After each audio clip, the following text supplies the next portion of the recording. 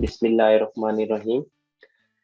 आज का जो हमारा सेशन है वो बेसिकली प्रोफेशनल फंक्शंस के ऊपर है। सबसे पहले हम देखेंगे कि हमारे प्रोफेशनल फंक्शंस कौन कौन से मतलब हम यूज कर सकते हैं मतलब अपनी प्रोफेशनल लाइफ में।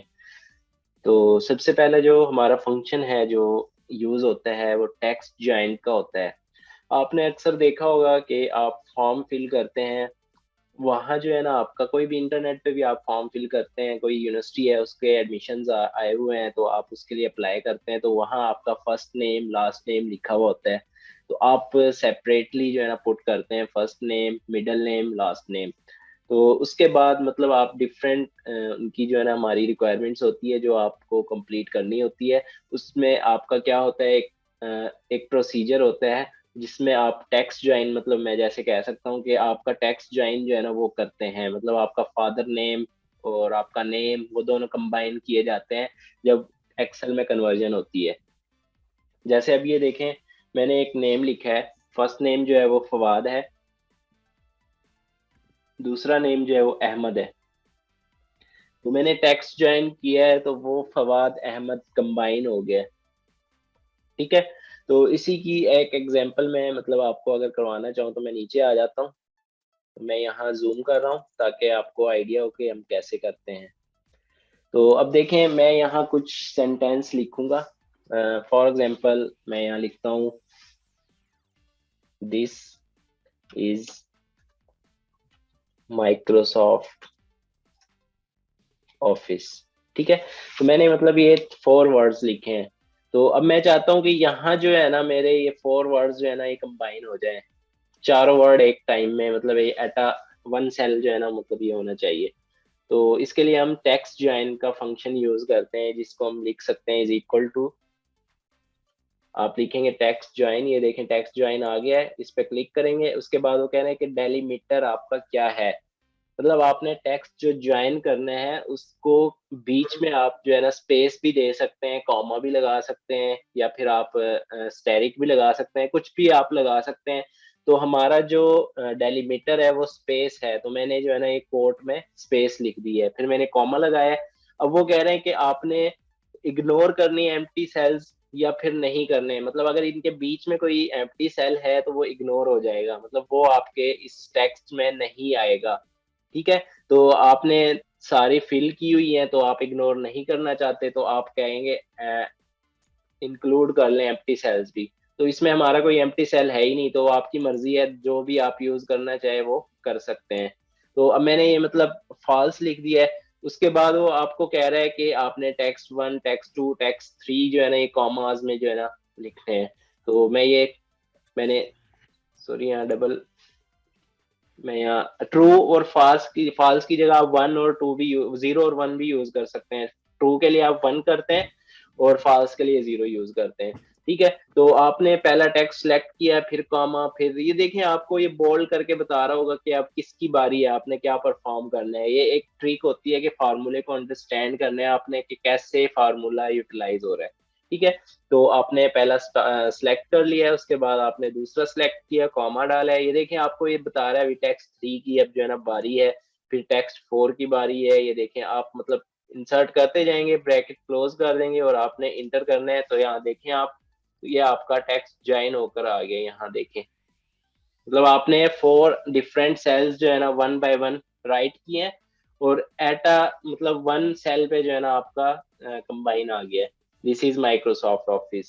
तो ये मतलब मैंने आपको एग्जांपल दिया कि कैसे आपका first name middle name last name जो है वो कोई भी फैचिंग करते हैं डाटा, तो वो एक्सेल में ऐसे फार्मूला लगाकर आपका सारा डाटा फैचिंग कर लेते हैं। तो ये आपका मतलब एक ऐसे मतलब आपको आइडिया दिया है मैंने कि कैसे टेक्स्ट ज्वाइन का फंक्शन प्रोफेशनली यूज किया जाता है। ठीक है। तो ये आपका मतलब अभी मैंने आपको दिखाया है कि कैसे आपने यूज किया है। मतलब मैंने इसी तरह फर्स्ट नेम और लास्ट नेम लिखे हैं स्टूडेंट्स के, वही डाटा है हमारा जो पीछे हमारा चलता आ रहा है, यही वाला डाटा मैंने उठाया है, मतलब इसके नेम है तो इसी को मैंने जो है ज्वाइन किया है, तो ये मतलब आ गए हैं।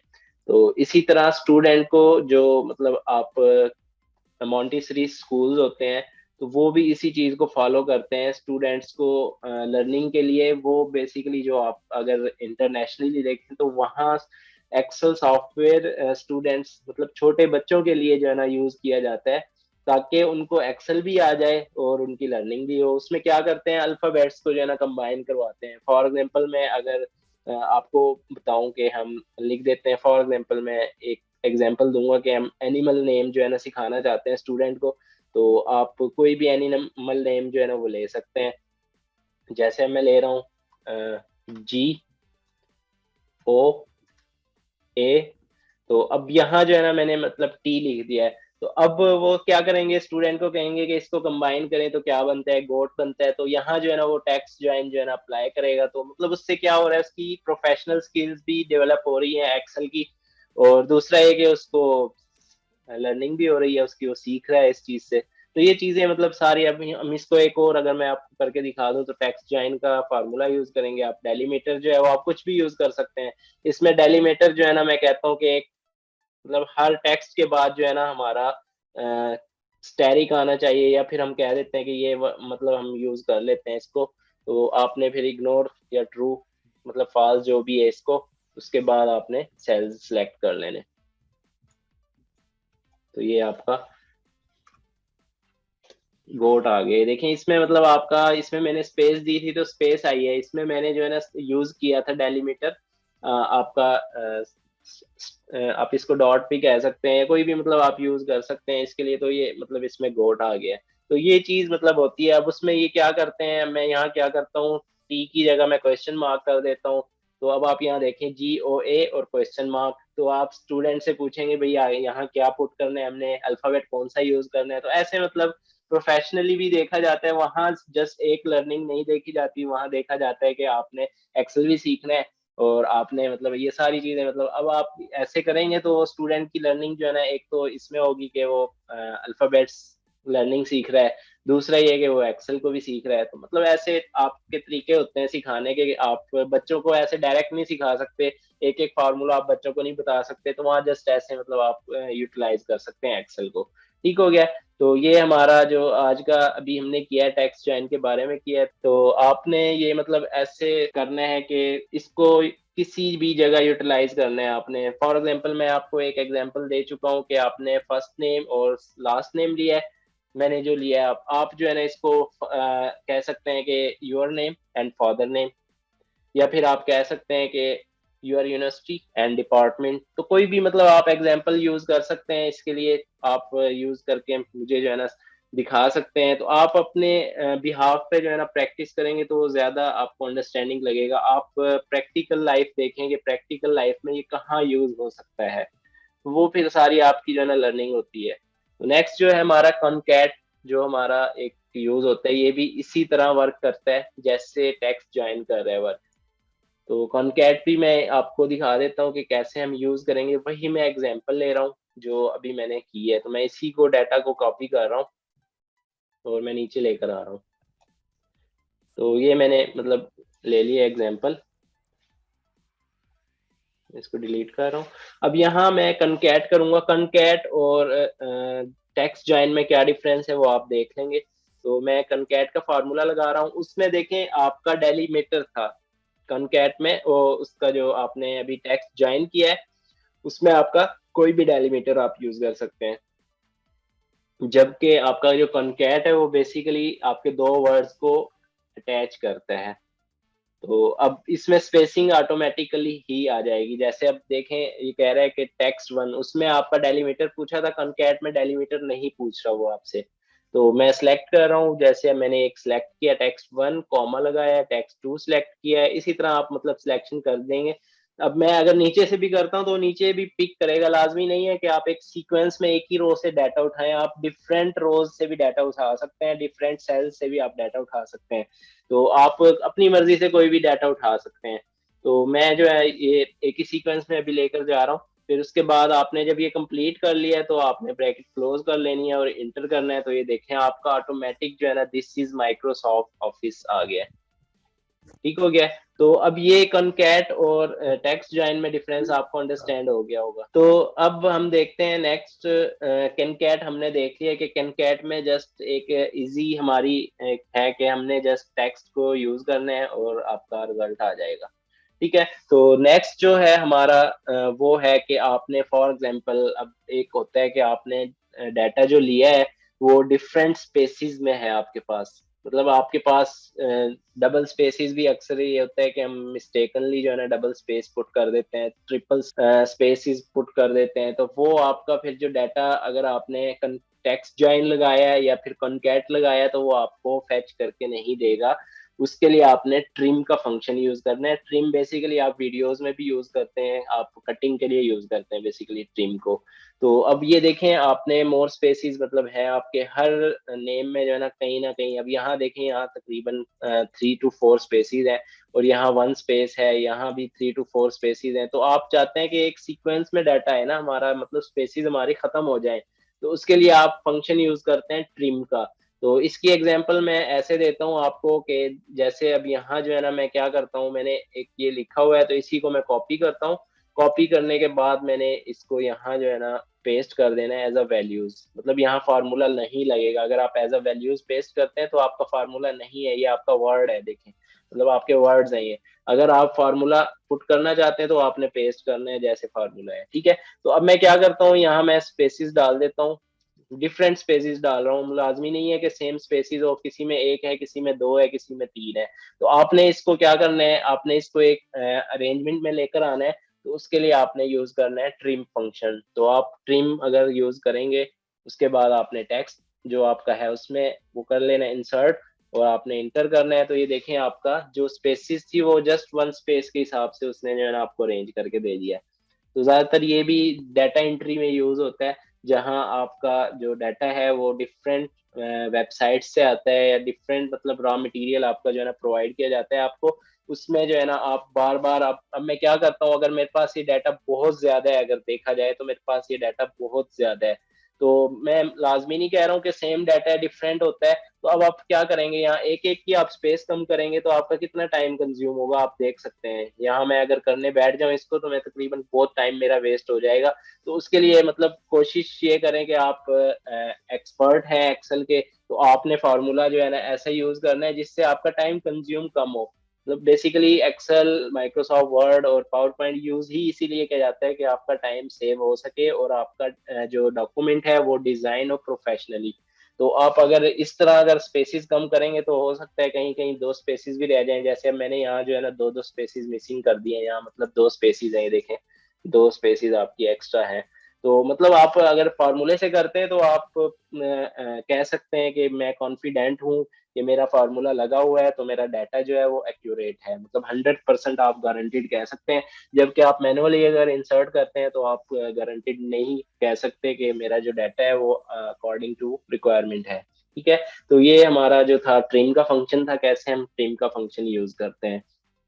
नेक्स्ट जो है हमारा वो है फाइंड एंड सर्च।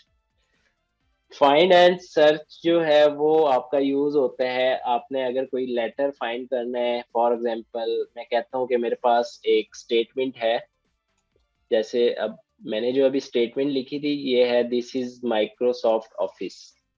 तो ये आपका एक मैं एग्जांपल आपको दूंगा कि आपके पास पैराग्राफ है वो आपका है फॉर एग्जांपल 4 to 5 लाइंस में, मतलब आपका एक पैराग्राफ है, उसमें आपने कोई वर्ड फाइंड करना है, तो आप उससे फाइंड कर सकते हैं फाइंड के फंक्शन से। मतलब अगर मैं यहाँ फाइंड करना चाहता हूँ, फॉर एग्जांपल आप मुझे कहते हैं कि इस पैराग्राफ में आपने ऑफिस फाइंड करना है, तो मैं क्या लिखूंगा, इज इक्वल टू फाइंड, उसके बाद मैंने टेक्स्ट सेलेक्ट कर देना है, फाइंड टेक्स्ट, भाई मैंने क्या फाइंड करना है, तो मैंने क्या फाइंड करना है, मैंने ऑफिस फाइंड करना है, तो मैंने ऑफिस लिख दिया है। फिर उसके बाद मैं कॉमा लगाता हूँ, अब वो कह रहे हैं टेक्स्ट विद इन टेक्स्ट, मतलब इसके अंदर से मैंने स्टार्ट करना है। अब मैं ओके करता हूँ, तो यहाँ एरर आ गया है। ये एरर इसलिए आया है क्योंकि जो भी हम कमांड देते हैं वो कोट के अंदर देते हैं, तो आपने कोट लिख लेनी है, ये देखें।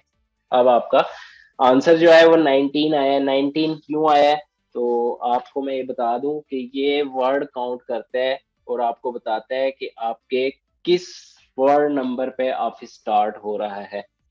तो अगर इस वर्ड की मतलब इसमें हम वर्ड, अगर वर्ड कह रहा हूँ सॉरी, अल्फाबेट को ये डिटेक्ट करते हैं। तो अगर अल्फाबेट आप चेक करें कि दिस के अल्फाबेट है 4, उसके बाद एक स्पेस है आपका 5, इज के दो हैं तो 5 और 2 7, फिर आपकी स्पेस है 8। उसके बाद आपने माइक्रोसॉफ्ट का देखना है 8, और माइक्रोसॉफ्ट में आप चेक कर लें कितने आपके 3 4 5 6 7 8 9, 8 और 9 आपके 17 हो गए हैं। उसके बाद आपका स्पेस है 18, तो 19 नंबर जो है आपका ओ है। तो ऑफिस जो है वो ओ से स्टार्ट हो रहा है, तो वो आपको डिटेक्ट करके बता रहा है कि आपका 19 नंबर है जिसमें आपका ऑफिस यूज हो रहा है। ठीक है, तो इसकी एक और एग्जांपल मैं अगर आपको दूं तो मैं इसको नीचे ड्रा कर रहा हूँ, और यहाँ मैं चेंज कर रहा हूँ एज अ वैल्यूज, कॉपी करके इसी पे पेस्ट करके एज अ वैल्यूज में रख देता हूँ। तो ये आपका एज अ वैल्यूज पेस्ट हो चुका है। ठीक है, तो अब आपने क्या करना है, यहाँ मैं कोई एक स्टेटमेंट लिख रहा हूँ, this is Microsoft Office, you are learning Office Excel. तो मैं ये एक ऐसे स्टेटमेंट लिख रहा हूँ। ठीक है, तो अब मैं इंटर कर रहा हूँ। अब मैंने क्या करना है, पुराना ऑफिस जो है ना इसको रिमूव कर देना है, मैंने फॉर एग्जांपल मैंने ये मूव कर देना है। ठीक है, तो अब देखें 19 नंबर है, अगर मैं इंटर करता हूँ तो ऑटोमेटिक 37 पे चला गया वो। क्यों? क्योंकि मैंने जो पुराना ऑफिस था वो रिमूव कर दिया है, नया जो है वो मेरा 37 नंबर पे आया है। तो अगर आपने कोई डाटा फाइंड करना है, फॉर एग्जांपल मैं यहाँ से ऑफिस का वर्ड निकाल देता हूँ, अगर आप कहें तो मैं ये निकाल देता हूँ, मैं इंटर पुट करता हूँ, आपका वैल्यू एरर आ रहा है। मतलब क्या एरर आ रहा है कि आपका डाटा फाइंड ही नहीं हो रहा, मतलब आपका डाटा है ही नहीं। तो अगर आप एक पैराग्राफ पे फाइंड का फंक्शन लगाते हैं और आपको चीज नहीं मिलती, तो आप कह सकते हैं कॉन्फिडेंटली, आप कह सकते हैं कि ये डाटा है ही नहीं। अगर आप ऐसे सर्चिंग करते हैं मैनुअली तो हो सकता है कि आप वो चीज जो है ना मिस कर दें जो आपको फाइंड करनी है। तो आप फंक्शन से अगर यूज करें तो आप कॉन्फिडेंटली कह सकते हैं डाटा फाइंड ही नहीं हो रहा, तो है ही नहीं ये डाटा। तो अगर मैं यहाँ ओ भी लिख देता हूँ ना, ये देखें, मतलब मैं यहाँ ओ लिख देता हूँ और मैं इंटर करता हूँ, तो आपको वैल्यू नहीं दे रहा है। क्यों? क्योंकि मैंने जो कमांड दी है वो ऑफिस की है। ऑफिस अगर मैं लिखता हूँ तो देखें नहीं दे रहा है आपको, मतलब आपको एग्जैक्ट वर्ड लिखना है जो आपने फाइंड करना है, तो ये आपको नहीं दे रहा है। क्यों नहीं दे रहा है? क्योंकि ये आपका जो आपने कमांड दी है उसमें ओ कैपिटल है आपका। तो अब आप देखें आपका आ गया है, तो मतलब आपका इवन के ये अल्फाबेट की आपको स्मॉल और लार्ज लेटर का भी देखेगा और आपको जो है ना वही एग्जैक्ट देगा जो आपको चाहिए होगा।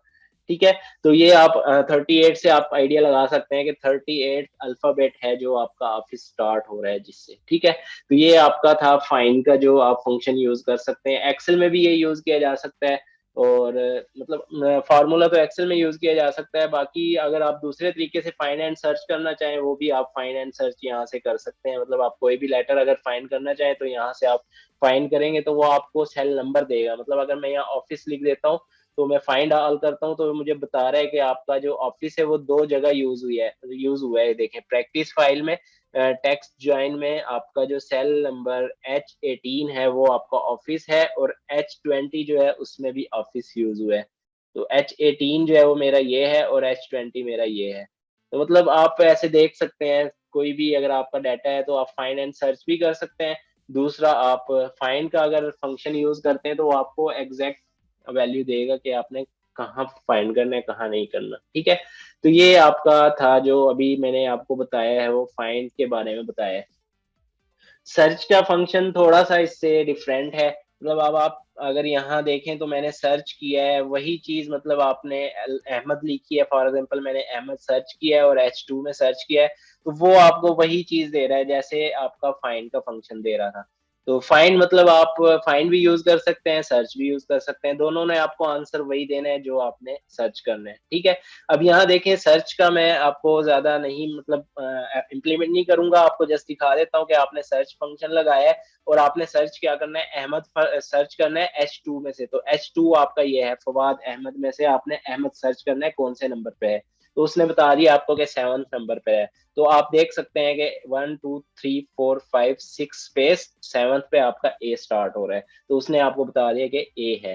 ठीक है, तो ये आपका जो बेसिकली फंक्शंस यूज होते हैं वो मैंने आपको बता दिए हैं कि आप यूज कर सकते हैं टेक्स्ट ज्वाइन को। उसके बाद कॉनकैट जो है ना वो आप यूज कर सकते हैं, दोनों जो है ना यूज किए जाते हैं आपने अगर लेटर्स को ज्वाइन करना हो। उसके बाद आपका जो मोर स्पेसिस है अगर आपके जो आपका सेल है उसके अंदर, तो आप ट्रिम फंक्शन यूज कर सकते हैं। फाइंड एंड सर्च जो है आप लेटर फाइंड करने के लिए यूज करते हैं कि आपका लेटर कौन से नंबर पर है या नहीं है। ठीक है, तो ये आपका था जो अभी हमने फंक्शंस यूज किए हैं। नेक्स्ट जो हमारा फंक्शन है वो डेट के फंक्शन है, डिफरेंट फंक्शंस हैं जो हम यूज करते हैं। तो अब मैं आपको अगर बताऊं कि ये जो आपकी टुडेज डेट मैंने जो है ना लिखी हुई है ना, ये मैंने 2 दिन पहले फंक्शन लगाया था, लेकिन मुझे डेट आज की शो कर रहा है। 2 दिन पहले मैंने इसको अपडेट किया था, मतलब जो हमारी ये डाटा है उसको 2 दिन पहले मैंने फंक्शन लगा फार्मूला लगाकर अपडेट किया था। ठीक है, तो ये आपको यहाँ जो है ना शो कर रहा है, आप देख सकते हैं। दूसरा है कि लाइव डेट एंड टाइम जो है वो क्या शो कर रहा है, ये आप चेक कर सकते हैं।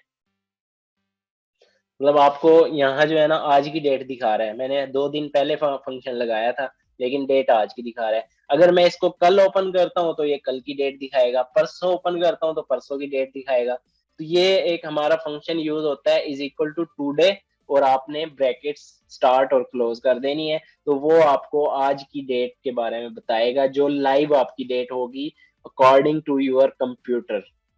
आपने ये नहीं सोचना कि आप कहें जी आज की जो डेट है मैं यहाँ से चेक कर लूँ, आपके कंप्यूटर को डिटेक्ट करेगा ये, कंप्यूटर पे जो डेट होगी आपकी वही आपको बताएगा।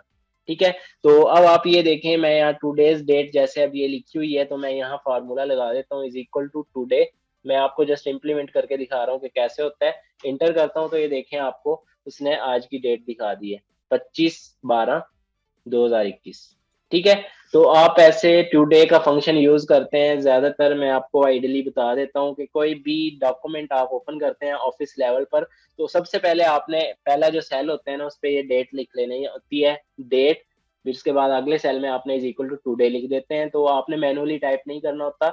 एक दफा आपने डेट लिख दी है, उसके बाद जब आप उसको कॉपी करेंगे शीट को नेक्स्ट डे पर, तो ऑटोमेटिक जो है ना 25 की जगह 26 आ जाएगी।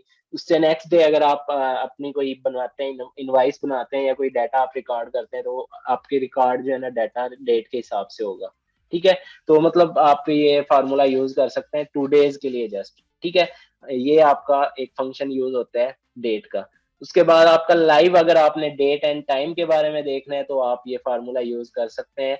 25/12/2021 आपको डेट दे रहा है, और आपका लाइव टाइम जो है वो अभी हमारा 8:27 हो चुके हैं, तो ये आपको टाइम भी साथ दे रहा है। ये जस्ट आपको डेट दे रहा है और ये आपको डेट और टाइम दोनों दे रहा है। ठीक है, तो ये आप इसके लिए फार्मूला यूज करते हैं इज इक्वल टू नाउ, मतलब अभी क्या टाइम है। डेट और टाइम के बारे में आपने देखना है तो इज इक्वल टू नाउ आप लिखेंगे, तो आपको आज अभी लाइव जो है ना डेट एंड टाइम आपको आइडिया हो जाएगा, पता लग जाएगा कि आपका डेट एंड टाइम क्या है। ठीक है, नेक्स्ट जो फंक्शन है जो हम डेट फंक्शन में यूज करते हैं वो वीक डेज है। मतलब आपने अगर वीक डे फाइंड करना है, मतलब अगर मैं 25 का वीक डे देखना चाहूँ, मतलब 25 है आज, तो आज सैटरडे है, तो जो हमारा सैटरडे है वो हमारा 7th डे होता है। आपका ये जो वीक डेज है ये आपका प्रोफेशनली जो है, ये आप कह सकते हैं कि ये अथेंटिक है कि आपका फर्स्ट डे जो है वो संडे होता है, सेकंड डे जो है ना वो मंडे होता है, थर्ड डे आपका ट्यूसडे होता है, फोर्थ वेडनेसडे होता है। तो आप मतलब इसी के अकॉर्डिंग अगर देखना चाहें तो वीक का आज 7th डे है, मतलब आप आज सैटरडे है तो वीक एंड हो जाएगा। तो इसकी अगर मैं आपको एग्जांपल दिखाऊं, आप कह दें कि ये कैसे हम मान लें कि 7th डे है, तो आप जितने भी कैलेंडर देखेंगे, मैं आपको कैलेंडर दिखा देता हूँ, ये देखें कैलेंडर पे आप जितना भी देखेंगे तो आपका ये देखें संडे फर्स्ट डे है, और आपका जो लास्ट डे है वो सैटरडे है। आप जितने मर्जी मंथ पर ले जाएं, जो मर्जी मंथ ले जाएं, आप कैलेंडर पर देखेंगे तो आपका फर्स्ट डे संडे है, और जो आपका 7th डे है वो सैटरडे है। तो ये भी अकॉर्डिंग टू दिस आप जो है ना कह सकते हैं कि आपका 7th डे है वीक डे। तो मैंने यहाँ फार्मूला लगाया is equal to weekday, और आपने जिस डेट का वीक डे फाइंड करना है तो आपने वो इंटर कर देना है। मैं यहाँ K3 मैंने सेलेक्ट किया है, तो K3 जो है मेरा वो आज की डेट है। तो आज की डेट के मुताबिक आपको वो 7th डे बता रहा है कि नंबर ऑफ डे आज का 7th है।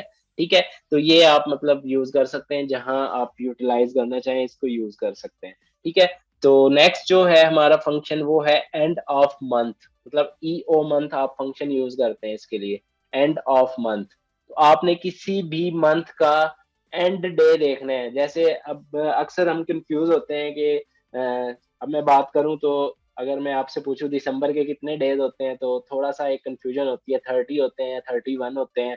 तो आप and of month function use करके देख सकते हैं कि कौन से मंथ का लास्ट डे कौन सा है। मतलब आपने डेट देखनी है, फॉर एग्जांपल मैं इसको 12 करता हूँ, तो आपको आइडिया हो जाएगा कि ये दिसंबर का अगर हम देखें तो वो 31 डेज बनते हैं दिसंबर के। ठीक है, मतलब अगर मैं फॉर एग्जांपल मैं 2 करता हूँ तो मुझे आइडिया हो गया, देखें फरवरी के 28 डेज होंगे 2022 के। ठीक है, तो ऐसे मतलब आप कोई भी मंथ अगर आप देखना चाहें, फॉर एग्जांपल मैं 9 लिखता हूँ तो 9 जो है वो आपका सितंबर है, तो सितंबर के आपके 30 डेज होंगे। तो ये मतलब आप देख सकते हैं, चेक कर सकते हैं कैसे एंड ऑफ मंथ डेट जो है ना हम फंक्शन यूज कर रहे हैं। तो आप कोई भी अगर यूटिलाइज करना चाहें अपनी रिकॉर्डिंग जो है ना, आप ये कर सकते हैं। तो ये आपका एंड ऑफ मंथ का फंक्शन था जो मैंने अभी आपको बताया, जो हमारे डेट में यूज होते हैं। मतलब एक मतलब आपको एक चीजों का पता होना चाहिए कि कौन सा फंक्शन कहाँ यूज हो रहा है, ताकि आपकी इजी मतलब आप मैं अगर आपको कह देता हूँ जी आप मुझे बताएं अगस्त के जो है ना कितने डेज होंगे, तो आप कैलेंडर देखेंगे, कैलेंडर में देखने के बाद आपने जी अगस्त में जाना है। अगस्त में जाने के बाद आप देखेंगे जी इसका लास्ट डे कौन सा है, जी अगस्त का 30 है, 31 है, 31 है। तो आप मतलब आपका कितना टाइम कंज्यूम हो रहा है। इससे अच्छा ये है कि आप एक जस्ट फार्मूला लगाएं एंड ऑफ मंथ का, is equal to end of month into फिर आपने जो डेट है आपका जो स्टार्ट कर लेना है। मतलब K3 बेसिकली क्या है, K3 जो है ना वो मैं डेट ले रहा हूँ ये वाली 25/12/2021। उसके बाद मैंने L8 कर दिया। L8 मतलब जो मैं यहाँ मंथ दूं वही जो है ना वो चेंज करके मुझे दे, उस मंथ के बारे में बताएं भाई उस मंथ का जो है ना लास्ट डे कौन सा होगा। तो ये मतलब आप ऐसे यूज करके एंड ऑफ मंथ डेट को यूज कर सकते हैं। ठीक है, तो ये आपका मतलब सारा जो था वो डेट पे, डेट फंक्शन हम इसको कहते हैं। तो आप ऐसे यूज कर सकते हैं। तो इसी की अगर मैं आपको एक एग्जांपल दूं जो बहुत इंपॉर्टेंट है हमारे लिए, वो है एज कैलकुलेटर। तो आप एज कैलकुलेटर एप्लीकेशन डिजाइन कर सकते हैं एक्सेल के अंदर। तो इसमें अब आपने देखिए मैंने क्या किया हुआ है, जस्ट यहाँ मैंने डेट ऑफ बर्थ लिखा है। डेट ऑफ बर्थ कोई भी आप ले सकते हैं, किसी भी स्टूडेंट की डेट ऑफ बर्थ आप ले सकते हैं। टूडेज डेट में मैंने फार्मूला लगाया इज इक्वल टू टूडे, मतलब इसको हमने बार बार चेंज नहीं करना भाई आज क्या डेट है कल क्या डेट है। तो मैंने टूडेज डेट लिख दिया है। तो आपने क्या करना है, टोटल कैलकुलेशन में जो है ना मैंने फार्मूला लगाया है dated if. Dated if function basically use होते हैं आपने जहाँ अपनी डेट जो है ना वो कैलकुलेट करनी होती है। अकॉर्डिंग टू ईयर्स आपने करनी है तो आप वाई लगा देते हैं। अकॉर्डिंग टू मंथ आपने करनी है तो एम लगा देते हैं। अकॉर्डिंग टू डेज आपने फाइंड करनी है तो डे लगा सकते हैं। तो ये आपके अपनी रिक्वायरमेंट के मुताबिक आप फाइंड कर सकते हैं। तो अब इसी को अगर मैं दिखाऊं तो आप यहाँ कोई भी स्टूडेंट मुझे अपनी डेट ऑफ बर्थ बताएगा, तो उसके बाद मैं उसको बता दूंगा कि वो उसकी एज कितनी है। तो आप कोई भी मुझे बता सकते हैं तो वो मैं यहाँ इंसर्ट कर दूंगा। 18/7/1987। ओके, तो हमने 18/7/1987 लिखना है। 18/7/1987। तो अब आप, सॉरी फॉर्मेट रॉन्ग है, 18/7/1987 हम, ये आपका जो डाटा है आप 34 ईयर्स के हैं। आपको टोटल 413 मंथ्स हो चुके हैं टोटल। और डेज की अगर बात करें तो आप 12,579 डेज जी चुके हैं। मतलब आपका जो अगर इसके बारे में आप ईयर्स के बारे में देखें तो आपको 34 ईयर्स हो गए हैं। मंथ जो है आपके टोटल ये हैं, और डेज जो है वो आपके इतने हो चुके हैं। इसमें आपने क्या फंक्शन यूज किया है, आपने is equal to dated if use किया है।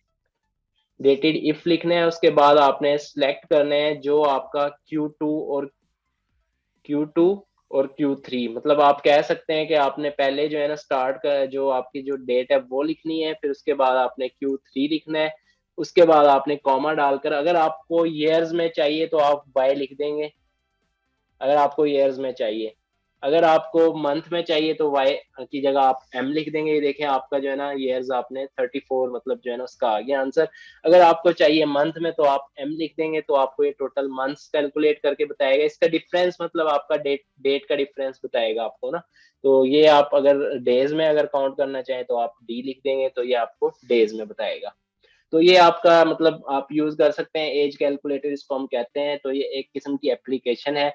तो उसके बाद अगर मैं आपको कहता हूँ कि आपने जस्ट मुझे बताना है कि ये देखें अब मैंने ये किया हुआ है ईयर्स मंथ और डेज जो है ना आपने सेपरेटली बताना है। मतलब आपको 34 ईयर्स 5 मंथ 7 डेज हो चुके हैं अब तक। जब आप पैदा हुए थे उससे लेकर अब तक आपको 34 डेज 5 ईयर्स 34 ईयर्स 5 मंथ और 7 डेज हो चुके हैं। तो इसके लिए आपने जस्ट फार्मूले में एक चेंज करनी है, ईयर का आपका सेम रहेगा वाई, और अगर आपको ईयर के साथ मंथ चाहिए तो आपने वाई एम कर देना है। मतलब वाई एम का क्या मतलब है कि 34 ईयर्स तो आपको हो गए हैं, लेकिन अब उसमें से आपने मंथ निकालने हैं, तो आपको मंथ जो है ना वो कैलकुलेट करके बताएगा कि आपके 5 मंथ हो चुके हैं 34 ईयर्स 5 मंथ। और अगर आपको डेज भी फाइंड करने हैं तो आपने वाई डी लिख देना है, मतलब ईयर्स के डेज आपने बताने हैं कि ईयर्स के डेज आपके कितने हो चुके हैं। तो ये Y D M D, sorry Y D नहीं है एम डी है, मतलब मंथ के डेज आपने देखने हैं, तो आपको मंथ के डेज भी बताएगा भी आपके इतने हो चुके हैं। तो ये आपका मतलब आप फंक्शन यूज करते हैं। ये एज कैलकुलेटर एक एप्लीकेशन है, आप इसमें किसी की भी डेट ऑफ बर्थ लिखेंगे तो आपको आज की डेट के हिसाब से वो आपको बता देगा कि उसके कितने मंथ हो गए हैं, कितने ईयर्स हो गए हैं और कितने डेज हो उसने गुजार लिए हैं अभी तक। तो ये आपका डेटा एज कैलकुलेटर हम इसको कहते हैं। इसका जो फंक्शन हम यूज करते हैं वो डेटेड इफ आप यूज करते हैं, ठीक है। तो ये मतलब एज कैलकुलेटर हम ऐसे डिजाइन कर सकते हैं। जो नेक्स्ट जो हमारा टॉपिक है बहुत ज्यादा इंपॉर्टेंट एक है, हमारा टाइप्स ऑफ एरर्स के बारे में आपको पता होना चाहिए कि एक्सेल में कौन कौन से एरर्स होते हैं। तो अब अगर आप मेरी बात करें तो एज अ प्रोफेशनल मैं डीलिंग कर रहा हूँ मतलब एक्सेल को, तो मुझे आइडिया होना चाहिए कि एरर कौन सा आ रहा है। तो आप एरर से ही जान सकते हैं कि कौन सा एरर है, तो कैसे इसका जो है ना सोल्यूशन होगा। तो अक्सर जो एरर आते हैं तो आपको नहीं आइडिया होता। अब जैसे डिवीजन डिवाइडेड बाय जीरो अगर आपका एरर आता है तो आपको आइडिया होना चाहिए कि एरर क्यों आ रहा है, किस वजह से आ सकता है ये एरर। अगर एन ओवर ए आ रहा है तो ये भी आपको पता होना चाहिए कि ये एरर क्यों आ रहा है। इसकी जो बेस है वो आपको पता होगी तो आप इसका सोल्यूशन जो है ना आप बता सकते हैं किसी को भी कि ये इसका सोल्यूशन है, आप ऐसे करें तो आपका सोल्यूशन जो है ना वो सॉल्व, आपका ये जो एरर है ये आपका रिमूव हो जाएगा। तो मतलब आपके डिफरेंट टाइप्स ऑफ एरर हैं एक्सेल में जो होते हैं। जो एरर है वो टोटल 9 एरर है। तो मैं इनके बारे में आपको बताऊंगा। ये बहुत ज्यादा इंपॉर्टेंट इसलिए है क्योंकि आपने डिटेक्शन करनी होती है कि आपका जो प्रॉब्लम आ रहा है वो कहाँ आ रहा है।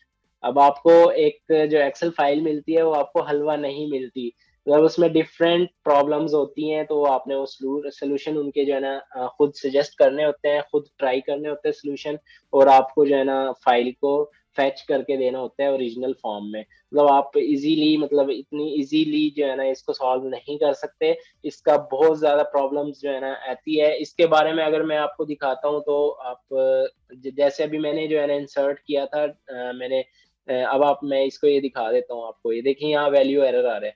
तो वैल्यू एरर क्यों आ रहा है, क्योंकि ये देखें अब मैं वैल्यू एरर के बारे में मैंने आपको यहाँ जो है ना थोड़ा सा डिस्क्रिप्शन भी दी है ताकि आपको आइडिया हो कौन सा एरर किस वजह से आता है। तो डिवीजन बाय जीरो एरर जो है वो बेसिकली आता है ड्यू टू जीरो और एम्प्टी सेल इन डिनोमिनेटर। मतलब आपने कोई चीज डिवाइड करनी है और देखें अब मैंने यहाँ फार्मूला जो लगाया है ये वही लगाया है। देखें W2 डिवाइडेड बाय X2 मतलब 20 डिवाइडेड बाय 0।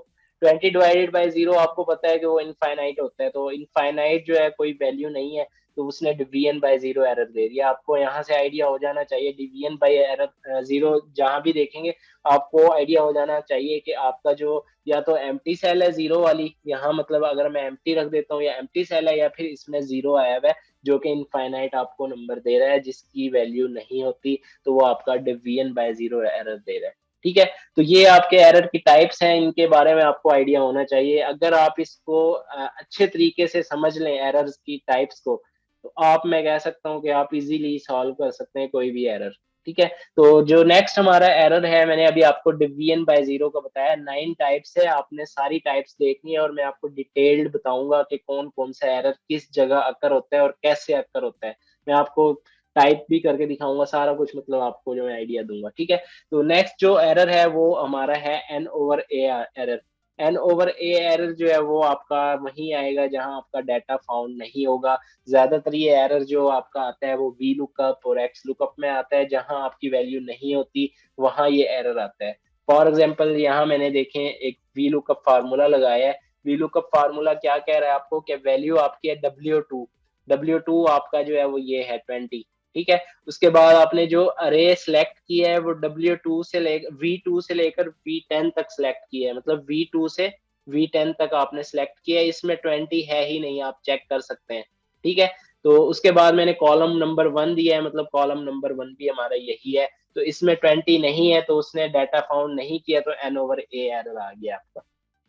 तो अगर अब मैं यहाँ 20 की जगह, अब आप देखना, अगर मैं यहाँ 20 की जगह फॉर एग्जाम्पल ये एक एरर जो है उसको मैं टाइप कर देता हूँ, div/0, तो अब ये देखें एरर खत्म हो जाएगा VLOOKUP वाला ना। अभी यहाँ फार्मूला जब हम लगाएंगे, x2 आपका जो फाइंड करना है, सॉरी यहाँ x2 0 है, तो यहाँ मैं x2 को चेंज कर देता हूँ, x2 W2 ही है हमारा, सॉरी ये एरर है, तो ये आपका एरर ये 1 के साथ है, तो मैंने 1 नहीं लिखा यहाँ, इस वजह से ये आ रहा है आपका ना। 1 डॉट और स्पेस भी आएगी, तो फिर आपका जो है ना ये देखें ये फाइंड करके दे रहा है, मतलब ये आपका फाइंड हो गया है, मतलब डिवीजन बाय 0 दे रहा है आपको। तो मतलब आप अगर कोई चीज आपकी यहाँ है वो फाइंड करके आपको दे देगा, अगर यहाँ कोई चीज नहीं है तो वो आपको N/A दे देगा। मैं यहाँ अगर वापस 20 करता हूँ तो N/A एरर आपका जो है ना आ गया है। तो आपको आइडिया होना चाहिए, अगर आपका डाटा फाउंड नहीं हो रहा तो आपका N/A एरर है। इसका मतलब है कि आपने फार्मूला तो सही लगाया हुआ है, लेकिन आपकी वैल्यू उसमें नहीं है, जो आपकी अरे है उसमें आपकी वैल्यू नहीं है, तो आपका N/A एरर आ जाएगा, ठीक है। तो उसके बाद आपका इफ नेम इज रॉन्ग, तो आपका नेम एरर आ जाएगा, ठीक है। मतलब फॉर एग्जाम्पल अब मैं यहाँ सम की जगह जो है ना मैंने फार्मूला बार में सिम लिख दिया है, SIM, मतलब सम का फार्मूला जो है SUM होता है, तो मैंने SIM लिख दिया है, तो SIM जो है ना वो आपका वो एरर दे रहा है कि आपका जो है ना नेम रॉन्ग है, मतलब आपने ये फार्मूला रॉन्ग किया है, या फिर आपने सेल का नंबर जो है या नेम है सेल का वो। अब W के बारे में देखा जाए तो W भी कोई डिफाइंड नहीं है, आपने सेल नंबर मतलब W तो आपने कॉलम जो है सिलेक्ट कर लिया है, लेकिन उसका कोई डिफाइन नहीं है, W1 है या W2 है, W3 है, कौन सा है, तो वो आपका नेम एरर जो है ना वो आपको देगा, ठीक है। तो ये थर्ड टाइप जो है एरर की वो नेम एरर है हमारी। जो फोर्थ टाइप है हमारी वो है नल एरर। नल एरर कहाँ आएगा? If something is cell reference not link, if something in cell reference, आपका जो सेल रेफरेंस है उसमें लिंक नहीं है। अब मैंने यहाँ जो फार्मूला लगाया है वो मैंने लगाया है सम इंटू x2, फिर उसके बाद ना मैंने कोई उसको रेशो दी है, ना मैंने उसको कॉमा दिया है, ना कुछ दिया है, तो मैंने y2 लिख दिया, तो वो लिंक ही नहीं है। x2 और y2 कैसे लिंक होगा? अगर मैं यहाँ प्लस कर देता हूँ तो इसका मतलब है कि आप सम कर रहे हैं, या मैं उसको नेगेटिव कर देता हूँ तो नेगेटिव कर रहे हैं, मतलब आपका एक सेंस बना रहा है कि आपने सम करना है, क्या करना है क्या नहीं करना। तो अगर मैं यहाँ कॉमा वगैरह या रेशो वगैरह कुछ भी नहीं दूंगा तो आपका नल एरर आ जाएगा। इसका मतलब है कि आपका लिंक नहीं हो रहा है, ना आप ऐड कर रहे हैं ना कुछ, आपका लिंक ही नहीं हो रहा। सम का फार्मूला तो आपने लगा दिया, लेकिन आगे आपने कॉमा वगैरह या रेशो वगैरह कुछ भी नहीं दिया आपने, तो वो आपका नल एरर आपको शो करेगा, ठीक है। तो ये आपका जो फोर्थ एरर है वो नल एरर है। फिफ्थ एरर है वो आपका नंबर एरर है। नंबर एरर आपका कब आता है? जब आपकी जो वैल्यू होगी वो लॉन्गेस्ट होगी या फिर स्मॉलेस्ट होगी, तो आपका नंबर एरर आ जाएगा। फॉर एग्जाम्पल में ये आप जैसे है 2 की पावर 2000 है, तो अगर मैं इसको 200 कर देता हूँ तो ये आपको क्या कर रहा है जी? 200 में कर रहा हूँ, यहाँ ये देखें 200, तो आपको ये वैल्यू दे रहा है, मतलब ये क्या है, लॉन्गेस्ट नंबर नहीं है, ये आपका मैयरेबल है, ये आपको वैल्यू देगा। अगर आप इसको 2000 कर दें तो आपको क्या होगा? आपको एरर दे देगा ये नल एरर, नंबर एरर। आपको 2000 कर देते हैं तो आपका नंबर एरर आ जाएगा, ठीक है। तो ये आपका जो नंबर एरर है वो बेसिकली लॉन्गेस्ट वैल्यू या स्मॉलेस्ट वैल्यू की वजह से आता है। अब कहीं भी आप शीट में अगर नंबर एरर देखेंगे तो आपके माइंड में होना चाहिए कि ये आपकी वैल्यू बहुत ज्यादा है या फिर बहुत छोटी है आपकी वैल्यू, कि वो डिटेक्ट नहीं कर रहा उसको, तो वो नंबर एरर आपका आ जाएगा, ठीक है। नेक्स्ट जो है आपका वो है रेफरेंस एरर। रेफरेंस एरर जो है वो आपका मैं आपको बता देता हूँ। रेफरेंस एरर आपका जब आएगा जब आपने कोई रेफरेंस दिया हुआ हो और आप उसको डिलीट कर दें, तो आपका रेफरेंस एरर आ जाएगा। You have deleted the cell accidentally which we have referenced in the formula. अब आप देखिए 20+V2 मैंने 20+U2 मैंने किया हुआ है ना, तो 20 आंसर आ रहा है। अब मैं क्या करता हूँ, U2 मेरा ये है, ठीक है। अब मैं U2 को क्या कर देता हूँ, डिलीट कर देता हूँ।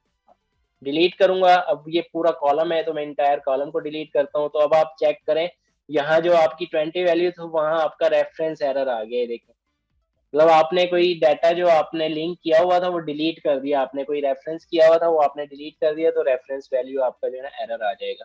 ठीक है, इसको मैं अगर रिटर्न करूं तो आप देख सकते हैं मैंने यू को जो है ना वापस ले आया हूं मैं। तो यहाँ देखें आपका कोई एरर नहीं है, आपका जो आंसर है वो 20 है। तो रेफरेंस आर एरर आपको आइडिया हो गया होगा कि कहाँ आता है, जहां आपने ऐसा लिंक दिया हो जो डिलीट हो गया हो तो आपका रेफरेंस एरर आ जाएगा। जो नेक्स्ट एरर है आपका वो है आपका वैल्यू एरर।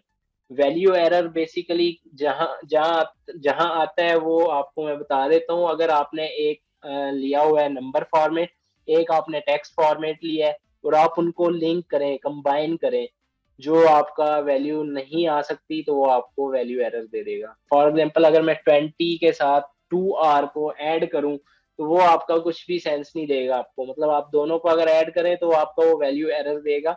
क्यों? क्योंकि ये 20R जो है वो टेक्स्ट है, आप देख सकते हैं यहाँ ये टेक्स्ट है, और जो 20 है आपका वो जनरल है, मतलब आपका नंबर है।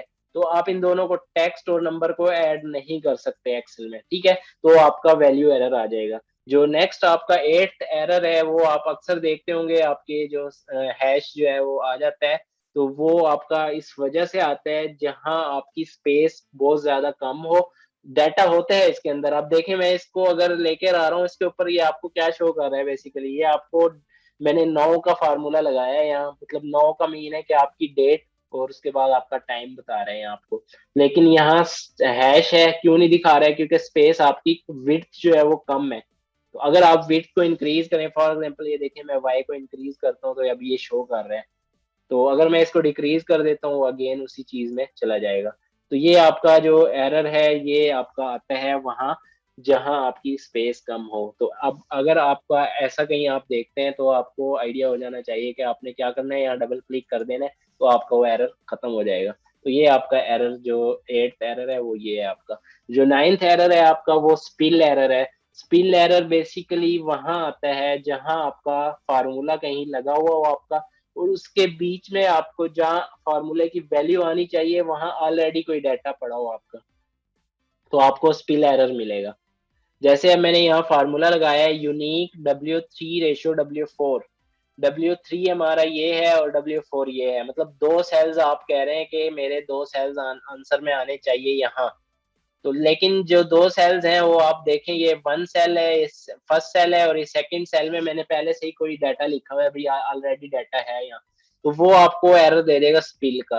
तो अगर मैं ये देखें ऑलरेडी डाटा को रिमूव कर देता हूँ, क्लियर कंटेंट कर देता हूँ, तो स्पिल एरर नहीं दे रहा। उसने क्या दिया है, 2 और 3 को उठा के दे दिया। जो ये 2 और 3 है हमारा वो ये है, देखें N/A और नेम, तो ये उसने उठा के दे दिया है। तो अगर मैं यहाँ क्या कर देता हूँ, कोई भी डाटा पुट कर देता हूँ तो वो एरर दे देगा। जैसे मैंने अभी आपको दिखाया था कि ऑलरेडी डाटा मैंने लिखा है या मैं कुछ भी लिख सकता हूँ, तो वो आपको स्पिल एरर दे देगा। मतलब आपका जो अरे है वो आपका कंजर्व्ड है पहले से ही।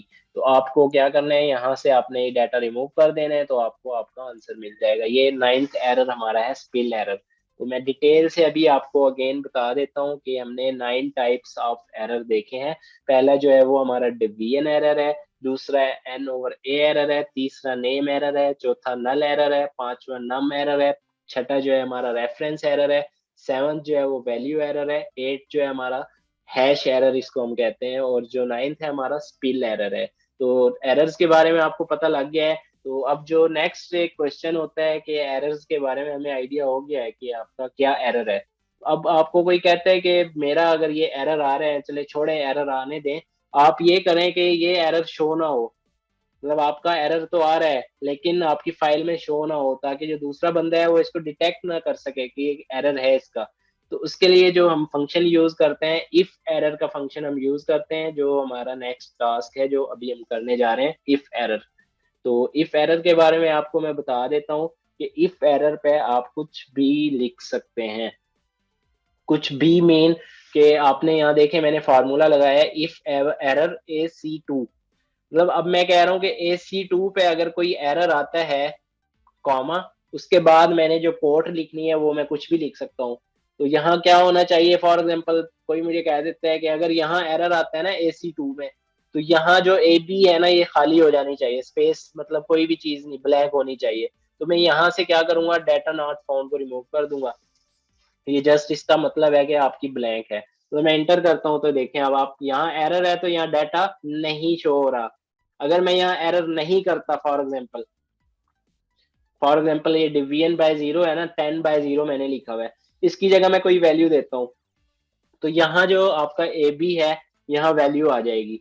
मतलब अगर यहाँ कोई वैल्यू है, एरर नहीं है, तो यहाँ आपका डाटा शो हो जाएगा। तो यहाँ देखें फॉर एग्जाम्पल मैं अपना नेम लिख देता हूँ फरहान, इंटर करता हूँ तो देखें पीछे भी फरहान आ गया। ठीक है, अगर मैं यहाँ कोई भी वैल्यू दे देता हूँ 1 2 5 6 7 कुछ भी वैल्यू देता हूँ तो पीछे वैल्यू आ गई है। तो अगर मैं यहाँ क्या कर देता हूँ, =10 डिवाइडेड बाय 0 कर देता हूँ, तो वही आपका जो एरर आ गया है, तो एरर की जगह वो ब्लैक हो गई है। तो अब मैं चाहता हूँ कि एरर की जगह शो हो जाए, तो आपने क्या करना है, यहाँ जो है ना आपने कोई भी वैल्यू लिख देनी है। फॉर एग्जाम्पल एरर फाउंड, आप कह सकते हैं कि एरर फाउंड लिख दिया आप मैंने। ठीक है, अब मैं इंटर करता हूँ तो ये देखें एरर फाउंड आपको दे रहा है। जब मैं वैल्यू लिखूंगा तो आपको वहां वैल्यू दे रहा है, जब मैंने एरर खत्म करना है तो वो आपको वही वैल्यू देगा जो आपकी वैल्यू है ओरिजिनल। अगर आपका एरर रहेगा, जैसे मैं 10 कोई भी वैल्यू दे देता हूँ, सॉरी, =10/0, तो ये आपका एरर आ गया है। अब कोई भी एरर लाजमी नहीं है कि यहाँ डिवीजन बाय जो भी एरर आ रहा है वो आना चाहिए, कोई भी एरर आ सकता है इसमें। तो फॉर एग्जाम्पल अगर मैं आपको यहाँ दूसरी वैल्यू पुट करके दिखाता हूँ, जो हमारी है ये वाली =, तो ये मैंने जो है ना एक लिखा है, तो ये भी आपका नम एरर है। तो मतलब आपका जो भी एरर की टाइप होगी तो वो आपको डिटेक्ट करके बताएगा भी एरर फाउंड। ठीक है, तो ये आपका एरर्स को अगर आपने सॉल्व करने हैं, तो एक तो ये होता है कि आप फार्मूले से सॉल्व करें। अगर आपका इतना टाइम नहीं है आपके पास कि आप फार्मूले से सॉल्व कर सकें, तो आप क्या कर सकते हैं, इस की का यूज करके आप दूसरे को नहीं मतलब बताना चाहते कि आपकी फाइल में एरर है, तो आपने ये की यूज करनी है इफ एरर की। तो आप इफ एरर का यूज करके आप अपने डाटा को ऑर्गेनाइज कर सकते हैं। मतलब आपका जो एक एरर शो होगा ना, वो आपका अच्छा नहीं लगेगा। अगर आप उस एरर को रिमूव करते हैं, मतलब अगर यहाँ ब्लैंक हो, तो आपको एक लुक जो है ना आपकी अच्छी होगी कि आपका कोई एरर नहीं है। ठीक है, तो ये चीजें होती हैं। आपने कैसे टाइप्स ऑफ एरर के बारे में भी आपको बताया मैंने कि कैसे कितनी टाइप्स है एरर की, और उसके बाद इसको रिमूव करने का तरीका भी आपने इफ एरर कैसे यूज करनी है वो भी मैंने आपको दिखा दिया है। तो ये आज का जो अभी तक हमने किया है, मैं आपको दोबारा हाईलाइट कर देता हूँ। तो जो आपका जो अभी हमने स्टार्टिंग में पहले किया था, टेक्स्ट जॉइन का फंक्शन यूज किया था, फिर हमने कॉनकैट का यूज किया था। उसके बाद आपने जो ट्रिम का यूज किया था स्पेसिस के लिए, फाइंड एंड सर्च जो आपने अल्फाबेट का नंबर डिटेक्ट करने के लिए, उसके बाद आपने डेट फंक्शन यूज किए थे जो हमारे प्रोफेशनली यूज होते हैं। उसके बाद आपने वीक डेज के बारे में पढ़ा था कि वीक डेज आपके जो है ना कौन से होते हैं, और उसका नंबर आपने अगर डिटेक्ट करना है वो। उसके बाद एज कैलकुलेटर की एग्जांपल आपको दिखाई थी, तो वो आपने फंक्शन की यूज की थी डेटेड इफ की। नेक्स्ट जो आपने किया है वो टाइप्स ऑफ एरर्स के बारे में देखे, 9 टाइप्स ऑफ एरर्स के बारे में देखा है आपने जो एक्सेल में होते हैं, और उसका सोल्यूशन आपने देखा है कि अगर आपने वही सॉल्व करने हैं तो उसको सॉल्व करें।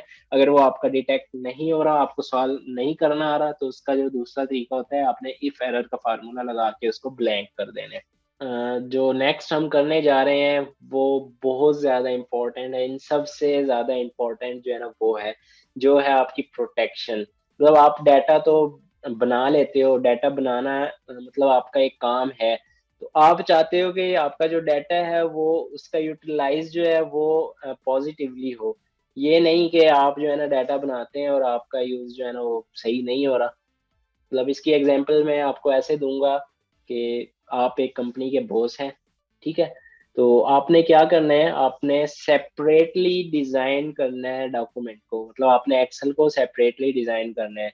इसकी एग्जांपल मैं ऐसे दूंगा कि आपने, अब मैं देखें इसको मैं आपको ऐसे समझाऊंगा कि मैं एक शीट जनरेट कर रहा हूँ एक्सेल की। ठीक है, तो अब आप क्या है, इसमें आपका सारा डाटा है इस शीट में।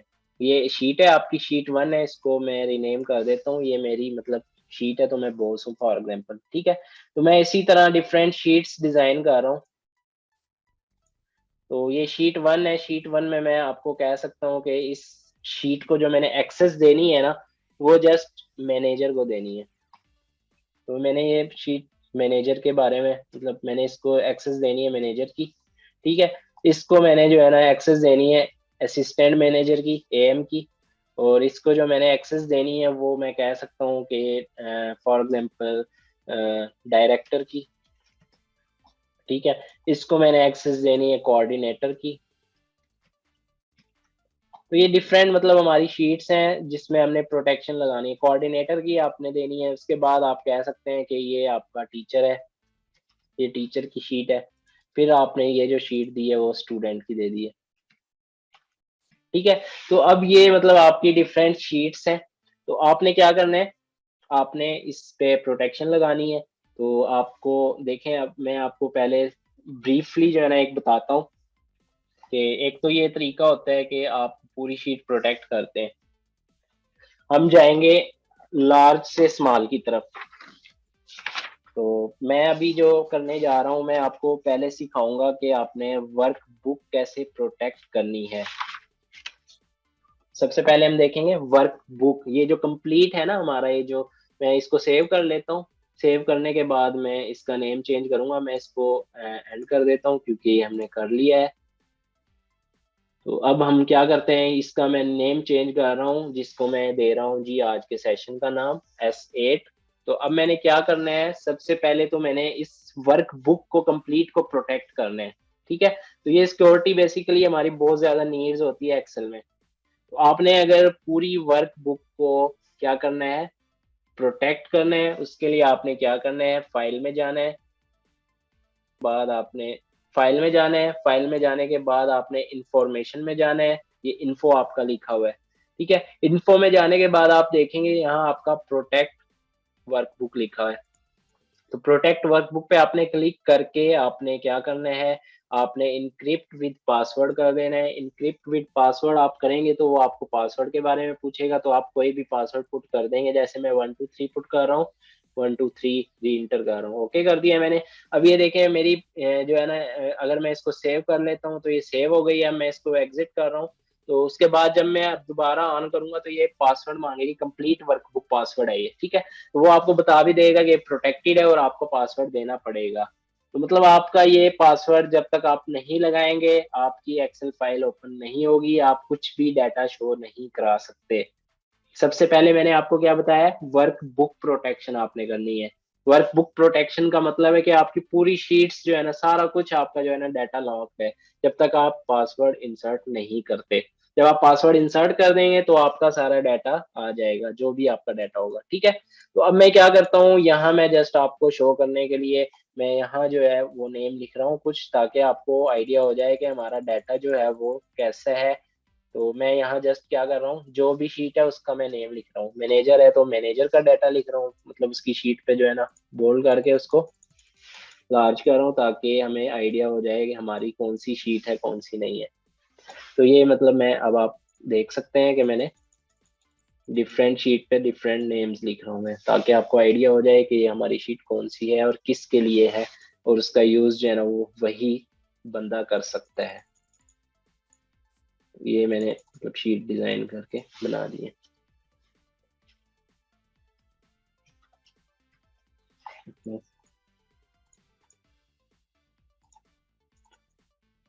ये हमारी कोऑर्डिनेटर की हो गई, ये हमारी टीचर की है, ये हमारी टीचर शीट हो गई, और उसके बाद ये हमारी स्टूडेंट शीट।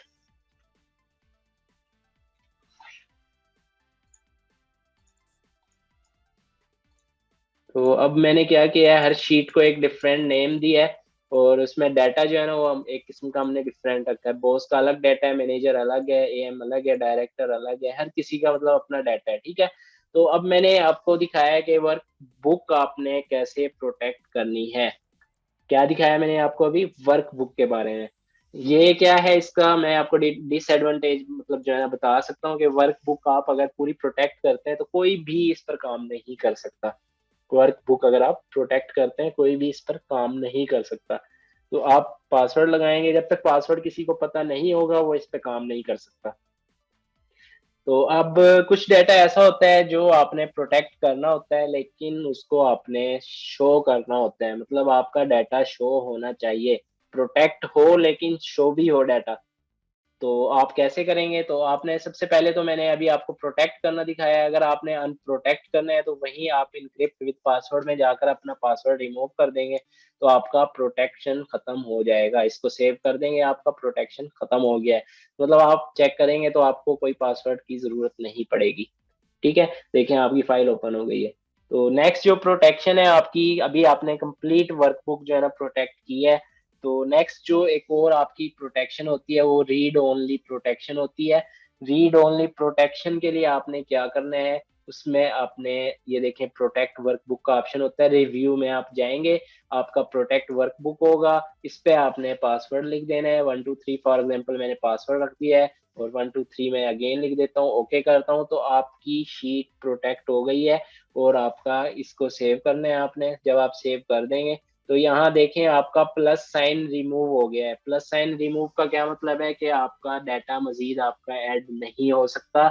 आप अगर इसको डिलीट करना चाहें तो ये देखें ना डिलीट का ऑप्शन है, ना कोई इंसर्ट कर सकते हैं। मतलब आपकी प्रोटेक्टेड स्ट्रक्चर हो गया है। मतलब अगर मैं इसको सेव करके अब बंद करता हूँ ना, तो अब मैं इसको जब ओपन करूंगा तो ये देखें आप प्रोटेक्टेड है लेकिन ओपन हो गई है।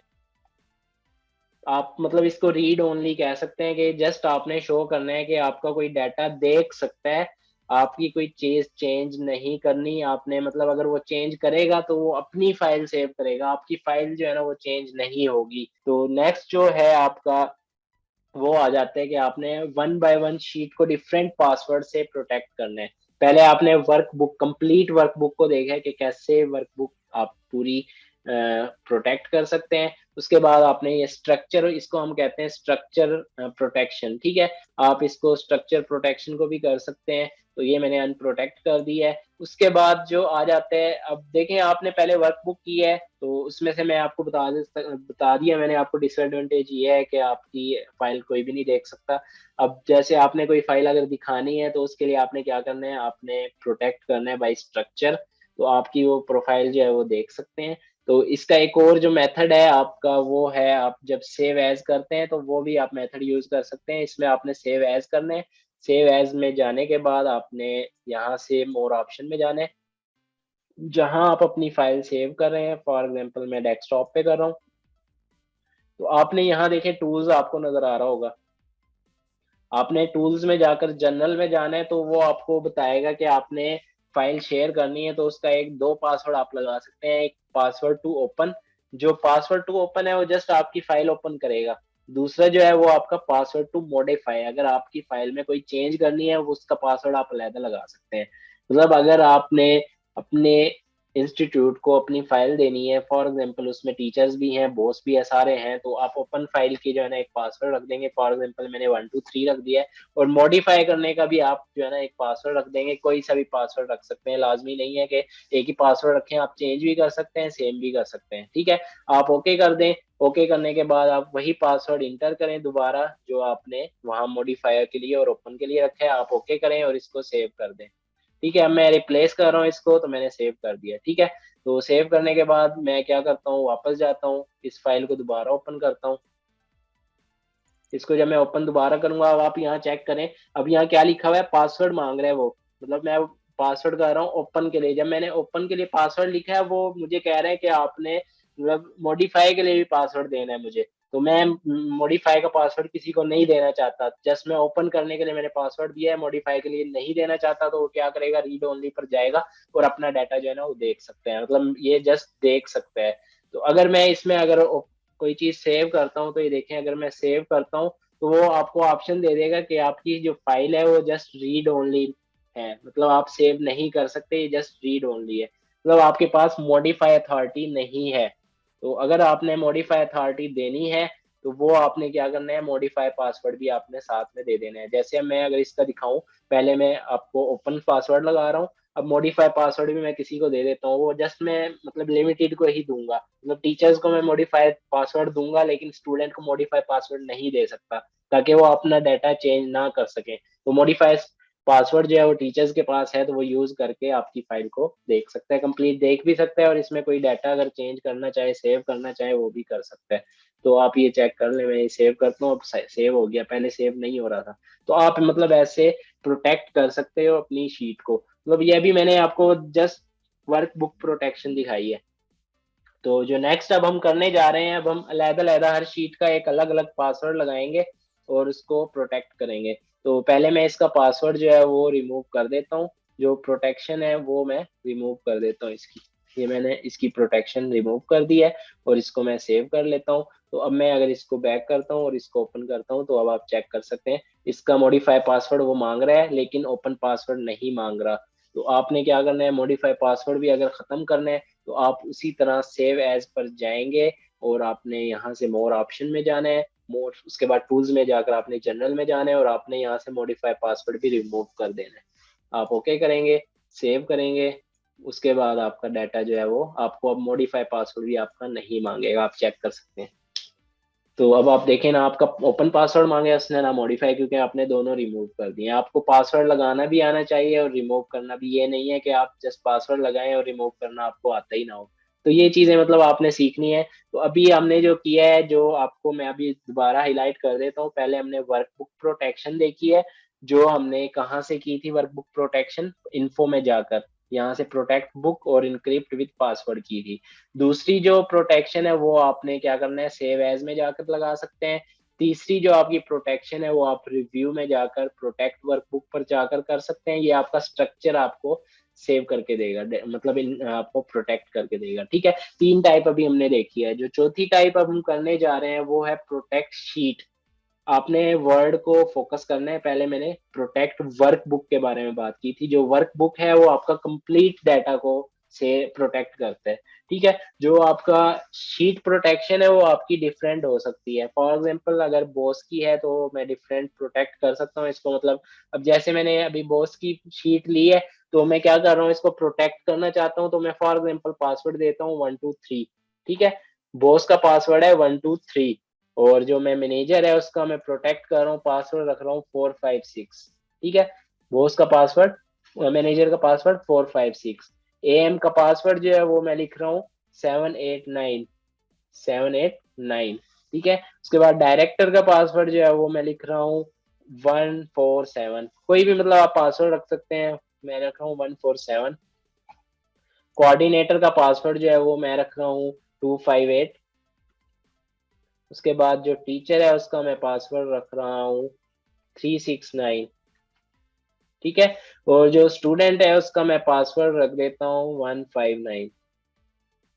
ठीक है, कोई भी आप डिफरेंट मैंने पासवर्ड रखे हैं। अब आप चेक करें कि मैंने सारों के पासवर्ड रखे हुए हैं। तो अब मैंने क्या करना है, मैं इसको सेव करता हूँ। सेव करने के बाद मैं इसको बंद करता हूँ। अब आप ओपन करेंगे, फाइल ओपन होगी, क्योंकि मैंने वर्कबुक प्रोटेक्ट नहीं की, मैंने शीट्स प्रोटेक्शन की है। वर्कबुक प्रोटेक्शन मैंने नहीं की, तो ये ओपन हो गई है। अब मैं क्या करता हूँ, बॉस की फाइल पर जाता हूँ। कोई भी डाटा अगर मैं यहाँ जो है ना, कोई भी डाटा अगर मैं लिखना चाहूँ तो वो नहीं लिखने देगा मुझे। क्यों? क्योंकि वो कह रहा है कि आपकी शीट जो है वो प्रोटेक्टेड है। ठीक है, आपको अगर इसको अनप्रोटेक्ट करना है तो आपको पासवर्ड बताना होगा। ठीक है, तो आपने क्या करना है, यहाँ से देखिए, कोई भी डाटा अगर मैं यहाँ कोई भी डाटा अगर क्लिक करता हूँ तो वो आपको नहीं इंटर करने देगा, क्योंकि पूरी शीट प्रोटेक्टेड है। तो अगर आपने इसको अनप्रोटेक्ट करना है तो आप फॉर्मेट में जाएंगे। फॉर्मेट में जाने के बाद आपने अनप्रोटेक्ट शीट करना है, वो आपको पासवर्ड मांगेगा, तो आपने वो पासवर्ड दे देना है। तो अब आप बॉस का पासवर्ड जो है वो मैंने 123 रखा था, तो अगर मैं कोई भी रॉन्ग पासवर्ड इंटर करता हूँ तो आपको वो एक्सेस नहीं देगा। The password you supplied is not correct. तो आप कोई भी अगर पासवर्ड अगर आपका जो है, अगर आप रखना चाहते हैं तो आप रख सकते हैं। मैंने 123 लिखा है तो मुझे एक्सेस मिल गई है। अब मैं अपना डाटा चेंज कर सकता हूँ। अब आप चेक कर सकते हैं, मैं कुछ भी लिख सकता हूँ इसमें, क्योंकि मैंने अनप्रोटेक्ट कर दिया है। तो इसी तरह मतलब आपकी जो है ना प्रोटेक्शन, आप देखते हैं कि आपकी रिक्वायरमेंट क्या है प्रोटेक्शन की, कहाँ कौन सी प्रोटेक्शन यूज होगी, तो आप उसी के हिसाब से प्रोटेक्शन करते हैं। अब मैं हर चीज को वर्कबुक प्रोटेक्शन लगा दूं तो कोई भी स्टूडेंट जो है ना मेरा डाटा नहीं देख सकता।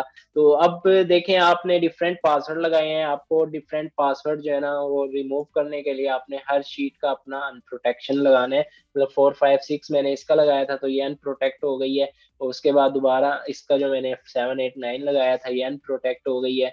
और इसका जो मैंने लगाया था वो 147 था। उसके बाद इसका जो मैंने लगाया था वो 258 था। और इसका जो मैंने लगाया था वो था 369। और जो लास्ट स्टूडेंट की थी उसका जो मैंने प्रोटेक्शन लगाया था 159 था। ठीक है, तो अब ये सारे मैंने अनप्रोटेक्ट कर दी है। अब यहाँ तक आपको अंडरस्टैंडिंग हो गई होगी। इसी में इसमें से किसी का कोई क्वेश्चन हो तो आप मुझसे पूछें प्रोटेक्शन के हवाले से। नेक्स्ट जो है वो हमारा लास्ट एक रह गया है जो बहुत इंपॉर्टेंट है, जो सिर्फ हम शीट के अंदर सेल्स प्रोटेक्शन के बारे में देखेंगे। अभी मैं चाहता हूँ कि इसमें से अगर आपकी कोई कंफ्यूजन हो तो आप प्रोटेक्शन में से मुझसे पूछ लें। जस्ट आपके पास 1 मिनट है, उसके बाद हम लास्ट जो है ना सेल प्रोटेक्शन के बारे में बात करेंगे, जो बहुत ज्यादा मतलब आपका यूज होता है, और आप उसको कैसे करेंगे वो आप देखेंगे। उस थोड़ा सा आपका जो है ना वो प्रैक्टिकल है, तो आपने उसको ज्यादा फोकस करना है। इसमें से अब अगर किसी को कोई क्वेश्चन क्लियर नहीं है तो वो मुझसे पूछ ले। तो ये आपका जो अभी मैंने प्रोटेक्शन के बारे में आपको बताया है। तो अब हम देखते हैं कि आपने ये सारा डाटा तो देख लिया कि आपने वर्कबुक प्रोटेक्ट कर ली है, उसके बाद आपने शीट्स प्रोटेक्ट कर लिए। तो अब यहाँ जो क्वेश्चन होता है ना ज्यादातर जो प्रैक्टिकली वो यही होता है कि हमने शीट के अंदर से सेल्स को प्रोटेक्ट करना है। मतलब शीट के अंदर जो है हम एक्सेस दे देते हैं, डिफरेंट पार्टीशंस कर देते हैं। डिफरेंट पार्टीशंस ऐसे करते हैं कि मैं कह देता हूँ कि मेरे जो ये 5 जो हमारे कॉलम्स है वो मैं कह देता हूँ कि इसके नीचे जितना भी डाटा होगा ना वो सारा बॉस का आएगा। ठीक है। अब उसके बाद जो नेक्स्ट जो हमारे 4 to 5 कॉलम्स हैं वो मैं कह देता हूँ जी उसका इसमें जो डाटा आएगा वो मैनेजर का आएगा। ठीक है। तो यहाँ आ जाएगा मैनेजर का डाटा, मतलब इसके नीचे जितना भी सारा डाटा है। मतलब ये एक जस्ट आपको एक केस स्टडी में बता रहा हूँ कि आपका डिफरेंट एक हो सकता है कि आप इस तरह आपको यूज करना पड़े, यहाँ कहीं आप ऐसे यूटिलाइज करें इसको। तो अब मैं इनको डिफरेंट कलरिंग भी दे रहा हूँ ताकि आपको ज्यादा अच्छे से अंडरस्टैंडिंग हो। तो अब ये आपका मैनेजर आ गया है, बॉस आ गया है। चलिए यहाँ हम 3 एग्जांपल्स ले लेते हैं, यहाँ हम ले लेते हैं डायरेक्टर की। ठीक है। तो अब आपका ये 3 डिफरेंट सेल्स हैं, इनके अंदर जो है ना वो डाटा आप कहते हैं कि आपने जो डाटा है वो एक्सेस देनी है डिफरेंट प्रोटेक्शन के हिसाब से। तो ये आपके 3 मतलब केसेस हैं कि आपका बॉस है, मैनेजर है और डायरेक्टर है। इनके नीचे जितने भी मतलब ये जो सारे सेल्स है ना, ये सारे नीचे जितनी भी मतलब लिमिट है इसकी एक्सेल की, इनके नीचे जितना भी डाटा हो ना वो सारा बॉस का होना चाहिए। इनके नीचे जो है ना जितना भी डाटा है वो मैनेजर का होना चाहिए। इनके नीचे जितना भी डाटा है वो डायरेक्टर का होना चाहिए। ठीक है। तो आप इनको भी मतलब अलहदा अलहदा जो है वो प्रोटेक्ट कर सकते हैं। ठीक है। तो ये आपको मैं मतलब एक केस स्टडी बता रहा हूँ। तो ये आपने एक खुद जो है ना एनालिसिस करना है इसका। तो आपने मुझे फिर बताना है कि आप इसको एक्सेस कर सकते हैं या नहीं, मतलब आप इस तरह प्रोटेक्ट कर सकते हैं नहीं। तो मैं आपको जस्ट थोड़ा सा एक इजी वे से दिखाऊंगा कि कैसे इसकी प्रोटेक्शन होती है according to our practical life. मतलब आप अगर मैं अपनी फाइल ओपन करूं जो हमारी जिस पे हम काम कर रहे थे प्रैक्टिस फाइल पर, तो हम देखेंगे वही जो हमने सेशंस में किया है। ये हमारा जो है ना डाटा है। तो इसको अब मैं मुझे क्वेश्चन यही मैं पहले भी इसके बारे में बता चुका हूँ आपको कि ये आपकी जो शीट है ये प्रोटेक्टेड होनी चाहिए स्टूडेंट से, मतलब स्टूडेंट से ऐसे प्रोटेक्टेड होगी कि स्टूडेंट इसमें चेंज ना कर सकें इस शीट के अंदर। ठीक है। बाकी जो ये वाला जो डाटा है इसमें भी आपका जो स्टूडेंट है वो एक्सेस ना कर सके, इसमें भी आपका स्टूडेंट जो है ना वो एक्सेस ना कर सके। बाकी यहाँ वो एक्सेस कर सकता है, यहाँ एक्सेस कर सकता है। तो इसके लिए आपने क्या करना है, बहुत इंपॉर्टेंट है।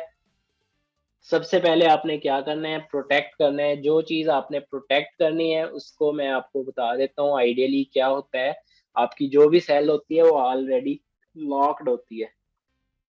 मतलब आप अगर इसको ओपन करें ना, ये देखें आप यहाँ फॉर्मेट सेल में जाएंगे।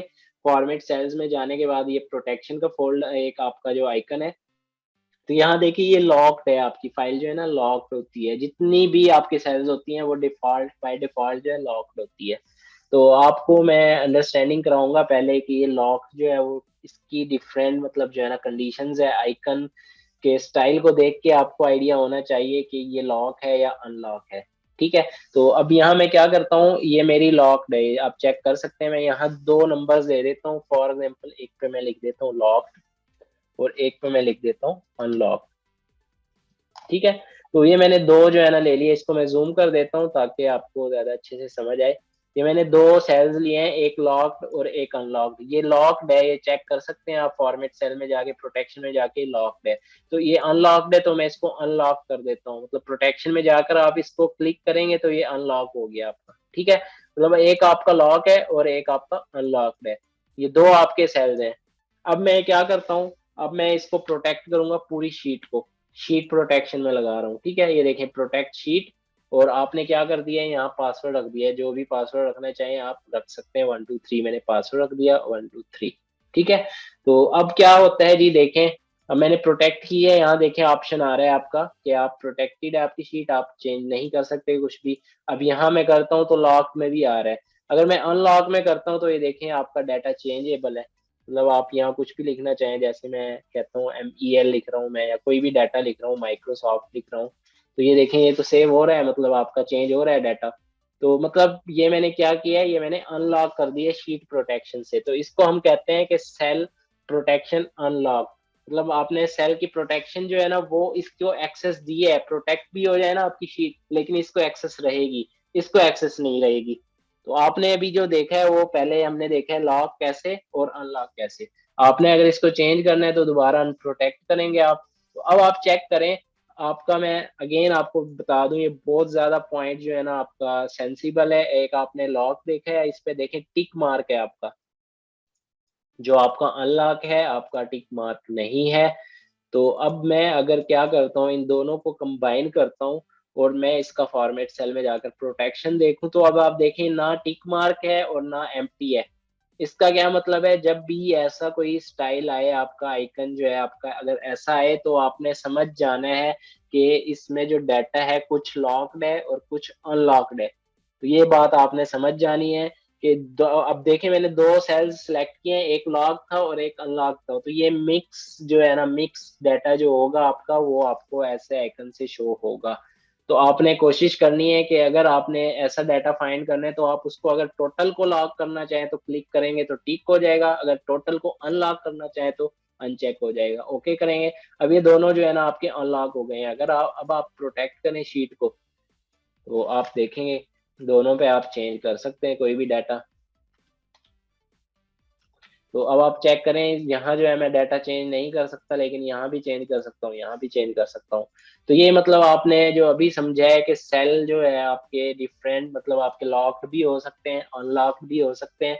तो आपने अगर उसको अंडरस्टैंड करना है कि दोनों लॉक्ड हैं या अनलॉक्ड हैं, तो वो या मिक्स है, तो आपको पता होना चाहिए कि कौन सा आपका मिक्स है, कौन सा लॉक्ड है और कौन सा अनलॉक्ड है, ठीक है। तो ये आपका मतलब अभी मैंने जो है ना इसको रिमूव कर दिया है। अब हम आ जाते हैं अपनी प्रैक्टिकली एग्जाम्पल की तरफ। तो अब ये जो हमारी शीट है, इसको मैं यहाँ से लेकर जो हमारा डाटा है, इसको मैं कहता हूँ कि स्टूडेंट इसको एक्सेस नहीं कर सकता, मतलब इसमें कोई चीज चेंज नहीं कर सकता स्टूडेंट। तो मैंने ये सारा सिलेक्ट किया है। सिलेक्ट करने के बाद मैं क्या करूंगा, फॉर्मेट सेल में जाऊंगा, और ये लॉक्ड है, ठीक है मेरे लिए, मतलब लॉक्ड ही होना चाहिए। तो उसके बाद आपने क्या करना है, ये डाटा आपको आइडिया हो गया कि ये लॉक्ड है। उसके बाद आपने क्या करना है, यहाँ से आपने जो है ना डाटा देखना है जो आपका, ये देखें अब मैंने रोल नंबर को एक्सेस देनी है स्टूडेंट को, मतलब स्टूडेंट जो है ना रोल नंबर अपना चेंज करके अपने मार्क्स चेक कर सकता है, अपना डाटा चेक कर सकता है। बाकी जो नीचे वाली वैल्यूज है वो आप चेंज नहीं कर सकता स्टूडेंट, तो ये भी लॉक्ड है देखें। तो नेक्स्ट जो है वो हमारा एक्स लुकअप है। तो इस पे मैंने नेम को एक्सेस देनी है, बाकी किसी चीज को एक्सेस नहीं देनी। तो मैं ये चेक कर लेता हूँ, ये भी लॉक्ड है, ठीक है। तो पहले मैंने लॉक को चेक कर लिया, अब मैं अनलॉक को चेक करूंगा कि ये अनलॉक्ड है, ठीक है। उसके बाद ये भी देखूंगा कि मैं अनलॉक्ड है, ये भी अनलॉक्ड है, ठीक है। तो अब मैं क्या करता हूँ, अब मैं अगर प्रोटेक्ट करता हूँ शीट को, ये देखिए मैं प्रोटेक्ट शीट कर रहा हूँ, 123 पासवर्ड रख रहा हूँ, ठीक है। अब मैंने ये प्रोटेक्ट कर दी है, तो अगर मैं यहाँ डाटा कोई लिखूं तो वो आपका चेंजेबल नहीं है, आप चेक कर सकते हैं ये प्रोटेक्टेड है। आप जस्ट देख सकते हैं इस डाटा को, आप इसको चेंज नहीं कर सकते। तो अगर आपने फॉर एग्जांपल ऐसे शीट डिजाइन किए और उसके बाद आप कहते हैं जी स्टूडेंट को ये शीट दे देते हैं, शीट आपने प्रोटेक्शन लगा दी है, तो आप कह देते हैं जी सारे जो है ना स्टूडेंट अपना अपना डाटा जो है ना खुद देख लें, तो अब वो क्या करेगा, अब यहाँ वो आएगा और अपना रोल नंबर सेलेक्ट कर लेगा सिर्फ, मतलब बाकी मतलब वो कुछ भी नहीं देख सकता, ना वो कुछ चेंज कर सकता है ना कुछ, मतलब जो है ना चेंज नहीं कर सकता, वो जस्ट देख सकता है। मतलब आपने क्या करना है, रोल नंबर स्टूडेंट चेंज करेगा और उसको उसका डाटा मिल जाएगा। आप और वो कोशिश भी करेगा अगर चेंज करने की, तो वो नहीं कर सकता, क्योंकि इसकी प्रोटेक्शन जो है वो आपके पास है, पासवर्ड आपके पास है। तो आप इस तरह भी दिखा सकते हैं, या फिर आप रोल नंबर वाइज अगर दिखाना चाहें तो आप एक्स लुकअप से जो है ना वो रोल नंबर वाइज उसका डाटा दिखा सकते हैं। तो मतलब आप इस तरह प्रोटेक्शन को यूज करते हैं, जो आपकी सेल्स प्रोटेक्शन और आपकी शीट प्रोटेक्शन है, ये है, ठीक है। तो इसकी एक सिंपल सी अगर एग्जांपल आप मुझे कहें तो मैं आपको ऐसे दूंगा कि हम डाटा सेलेक्ट कर लेते हैं। ये मैं डाटा सेलेक्ट कर रहा हूँ, पहले इसको अनप्रोटेक्ट करना पड़ेगा क्योंकि आप कॉपी भी नहीं कर सकते यहाँ से डाटा अगर आप प्रोटेक्ट करते हैं। तो यहाँ से मैं क्या करता हूँ, इसको कॉपी कर लेता हूँ और एक न्यू शीट जो है ना उस पर मैं डाल देता हूँ ये डाटा। ये हमारा डाटा आ गया है। नेक्स्ट जो है वो मैं क्या करता हूँ, इसी तरह हम कह सकते हैं कि मैं यहाँ से डाटा ले लेता हूँ, इसको मैं कॉपी करता हूँ और न्यू शीट में जो है ना मैं डाल देता हूँ ये यहाँ। तो ये मैंने डाल दिया डाटा, ठीक है। तो मतलब मैं इसको रिमूव कर रहा हूँ। अब क्या है जी, क्वेश्चन ये है कि आप मुझे कहते हैं कि इसमें से जो भी स्टूडेंट हैं हमारे, मैं इसको नो फिल कर रहा हूँ, इसको भी मैं कलर चेंज कर देता हूँ। आई थिंक इस पे कंडीशनल फॉर्मेटिंग लगा हुआ है जिसकी वजह से ये ऐसे शो हो रहा है। तो हम इसको वैल्यूज में ले लेते हैं। वैल्यूज में लेने के बाद आप इसको चेंज कर सकते हैं। तो यहाँ टेबल लगी हुई है। चलें आप देखें, ये जो आपका डाटा है ना, इसको मैं कह रहा हूँ कि इस पे आपने कंडीशनल फॉर्मेटिंग लगानी है, या आप कंडीशनल फॉर्मेटिंग ना लगाएं। चले मैं ऐसे ही आपको बता देता हूँ। आपने क्या करना है, यहाँ से आप जो है ना डिफरेंट सेल्स में कलरिंग देंगे। फॉर एग्जांपल मैं कह देता हूँ आपने 75 से अबव वालों को जो है ना आपने हाईलाइट करना है, ठीक है। आप क्या करेंगे, कंडीशनल फॉर्मेटिंग भी लगा सकते हैं। आप जनरली करना चाहें तो ये देखें, मैं इसको शेडिंग कर रहा हूँ येलो कलर की। जो जो 75 से ऊपर है मैं उसको शेडिंग कर दूंगा। जो जो 75 से ऊपर है उसको शेडिंग कर रहा हूँ मैं, ठीक है। अब ये मैंने शेडिंग कर दिया, ठीक है। तो अब ये जो मेरे पास आए हैं सारे, इसको मैं कह देता हूँ कि आपने जो जो येलो है ना उनको प्रोटेक्ट करना है। जस्ट आपने जो जो आपके येलो हैं उनको जस्ट प्रोटेक्ट करना है। तो आपके ये नंबर्स जो है ना वो बहुत ज्यादा भी हो सकते हैं। फॉर एग्जांपल अगर मैं दिखाऊं आपके पास, तो ये आपके पास डाटा है सारा, ये देखिए, ठीक है। मतलब आपके पास डिफरेंट वैल्यूज हैं, तो आपने जस्ट उनको ही प्रोटेक्ट करने हैं जो आपके पास येलो कलर में है। तो अब आप एक एक को अगर प्रोटेक्ट करें या एक एक को फॉर्मेट सेल में जाकर देखें तो आपके लिए बहुत ज्यादा टफ हो जाएगा, ठीक है। तो अब आपने क्या करना है, सबसे पहले पूरी शीट को अनप्रोटेक्ट करेंगे हम। इसको मैं रिमूव कर देता हूँ क्योंकि ये हमारे काम का नहीं है डाटा। तो जो हमारे काम का था वो हमने ले लिया। तो अब क्या करते हैं, ये सारा डाटा हमने सिर्फ येलो कलर्स वालों को प्रोटेक्ट करने हैं, बाकी आपकी अनप्रोटेक्ट होनी चाहिए, पूरी शीट अनप्रोटेक्ट होनी चाहिए। तो आप मुझे एक आइडिया दें कि हम इसको कैसे अनप्रोटेक्ट करेंगे। मतलब जस्ट हमने येलो कलर की हाईलाइट, मतलब जो हाईलाइटेड है उनको प्रोटेक्ट करना है, मतलब उनको चेंज नहीं कर सकते, बाकी सारी वैल्यूज चेंज कर सकते हैं हम। जस्ट येलो वालों को हम चेंज नहीं कर सकते। जी, किसी का कोई आइडिया है इसके बारे में? फॉर्मूला यूज करना पड़ेगा। नहीं, हम फार्मूला कुछ भी यूज नहीं करेंगे इसके लिए। आपने, मैं आपको बता देता हूँ, आपने क्या करना है इसके लिए। सबसे पहले आपने पूरी शीट को अनप्रोटेक्ट करना है, मतलब पूरी शीट का फॉर्मेट सेल प्रोटेक्शन आपने अनलॉक करना है। तो इसको मैं कैसे करूंगा, ये देखें, यहाँ से आपने पूरी शीट सेलेक्ट कर लिया, मतलब आप जब यहाँ क्लिक करते हैं तो आपकी पूरी शीट सेलेक्ट हो गई है, शीट 1। आपने फॉर्मेट सेल में जाना है और प्रोटेक्शन को रिमूव कर देना है। अब आपका क्या हुआ है जी, अब आप अगर पासवर्ड भी लगाते हैं ना, प्रोटेक्ट करते हैं शीट को, तो आपकी शीट प्रोटेक्ट नहीं होगी क्योंकि आपने पूरी शीट को एक्सेस मतलब दी हुई है, अनलॉक किया हुआ है। देखें आप, जो मर्जी शीट आप क्लिक कर लें। आपने हालांकि पासवर्ड लगाया हुआ है, तो आप जो है ना ये देखें पासवर्ड को, मतलब आप कोई भी चीज डाटा चेंज करना चाहें आप चेंज कर सकते हैं, ये देखें। क्यों? क्योंकि मैंने सारी प्रोटेक्शन रिमूव कर दी है। तो इसके लिए मैं दोबारा अनप्रोटेक्ट कर रहा हूँ, आपको ये अंडरस्टैंड करवाना चाहता हूँ। तो आपने क्या करना है, फाइंड एंड सर्च का यूज करना है। फाइंड एंड सर्च का यूज करके आप सारे डाटा को सिलेक्ट कर सकते हैं एट अ टाइम। वो कैसे करेंगे, आपने कंट्रोल एफ की हम यूज कर सकते हैं फाइंड एंड रिप्लेस के लिए, ठीक है। तो फाइंड एंड रिप्लेस में जाने के बाद अपने मोर ऑप्शन में जाना है। मोर ऑप्शन में जाने के बाद आपने फॉर्मेट में जाने के बाद चूज फॉर्मेट फ्रॉम सेल आप करेंगे, तो आपको ये देखें एक पेन सा आपको मूव होगा, फॉर्मेटर इसको हम कहते हैं। तो आपने ये सिलेक्ट कर लेना है। जैसे ही आप सिलेक्ट करेंगे तो वो आपको ये देखें प्रीव्यू में येलो कलर दिखा रहा है, ठीक है। तो येलो कलर आपको दिखा रहा है, आपने फाइंड ऑल कर लेना है। फाइंड ऑल जब आप करेंगे तो ये आपका सारा डाटा डिटेक्ट करके इधर आपको दे देगा। देखिए यहाँ आप चेक कर सकते हैं इसको, अगर मैं लार्ज करता हूँ तो ये सारा डाटा जो जो येलो है आपको वही जस्ट शो कर रहा है। ये देखिए 81 है आपका, उसके बाद 80 है येलो, फिर 84 है, मतलब आपको सारा डाटा दे रहा है। इसमें आपने कंट्रोल ए प्रेस करना है तो आपका ये देखिए सारा डाटा सिलेक्ट हो चुका है। देखें आप, अगर मैं इसको रिमूव करता हूँ, मतलब आप कंट्रोल ए मैंने लगाया है तो ये मूव हो गया। ये देखिए मैं सिंगल सेलेक्ट करता हूँ, आपको ये देखिए यहाँ सिंगल सिलेक्शन आपको नजर आ रही होगी जो जो आप सिलेक्ट कर रहे हैं। तो आपने क्या करना है, सारा डाटा सिलेक्ट कर लेना है कंट्रोल ए से, उसके बाद आपने इसको क्लोज कर देना है। जब आप क्लोज कर देंगे आपका डाटा सिलेक्ट हुआ हुआ है देखें, तो आपने क्या करना है, राइट क्लिक करके फॉर्मेट सेल में जाना है और आपने लॉक कर देना है। तो इससे क्या होगा, जस्ट आपके येलो वाले लॉक हो जाएंगे। तो मतलब आप, अब मैं इसको क्या करता हूँ, प्रोटेक्ट करता हूँ, 123 पासवर्ड रख देता हूँ। तो अब आप चेक करना, यहाँ जो है आपका प्रोटेक्शन नहीं है, आप इसको चेंज कर सकते हैं। देखें आप कुछ भी लिखना चाहें, आप नंबर भी चेंज करना चाहें वो कर सकते हैं, लेकिन जब मैं इस पे क्लिक करता हूँ तो ये प्रोटेक्टेड है, मतलब आपके हाईलाइटेड जो है वो कोई भी आप डाटा चेंज नहीं कर सकते।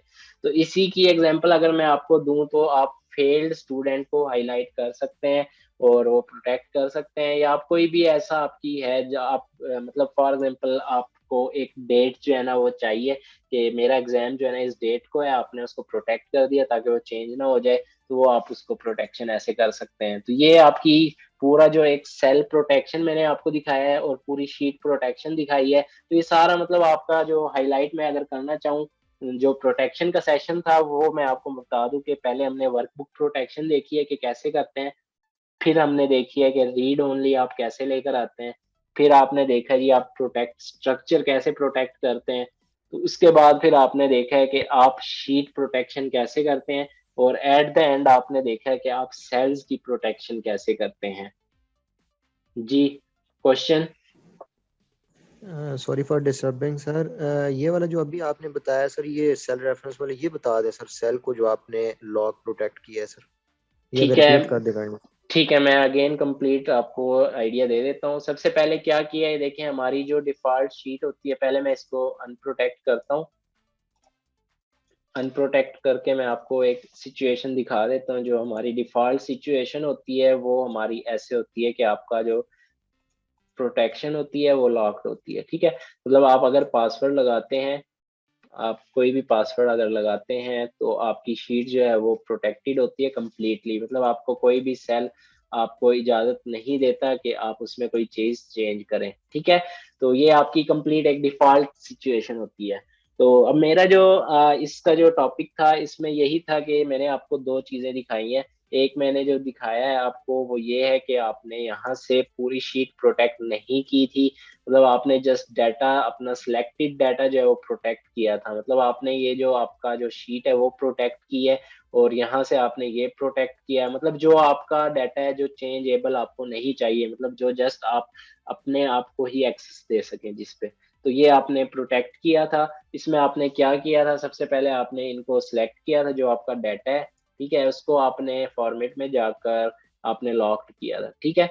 आपने ये लॉक किया था, बाकी सारा आप अनलॉक भी कर सकते हैं, आपकी मर्जी है, आप जैसे करना चाहें वो आपकी अपनी रिक्वायरमेंट है। तो बाकी इसको भी आपने लॉक किया था और इसको जस्ट आपने अनलॉक किया था और इसको भी आपने अनलॉक किया था, उसके बाद आपने प्रोटेक्ट की थी शीट। तो आपका ये जो दो चीजें थी आपकी वो आपकी चेंज एबल थी, बाकी सारा आपका डाटा लॉक था।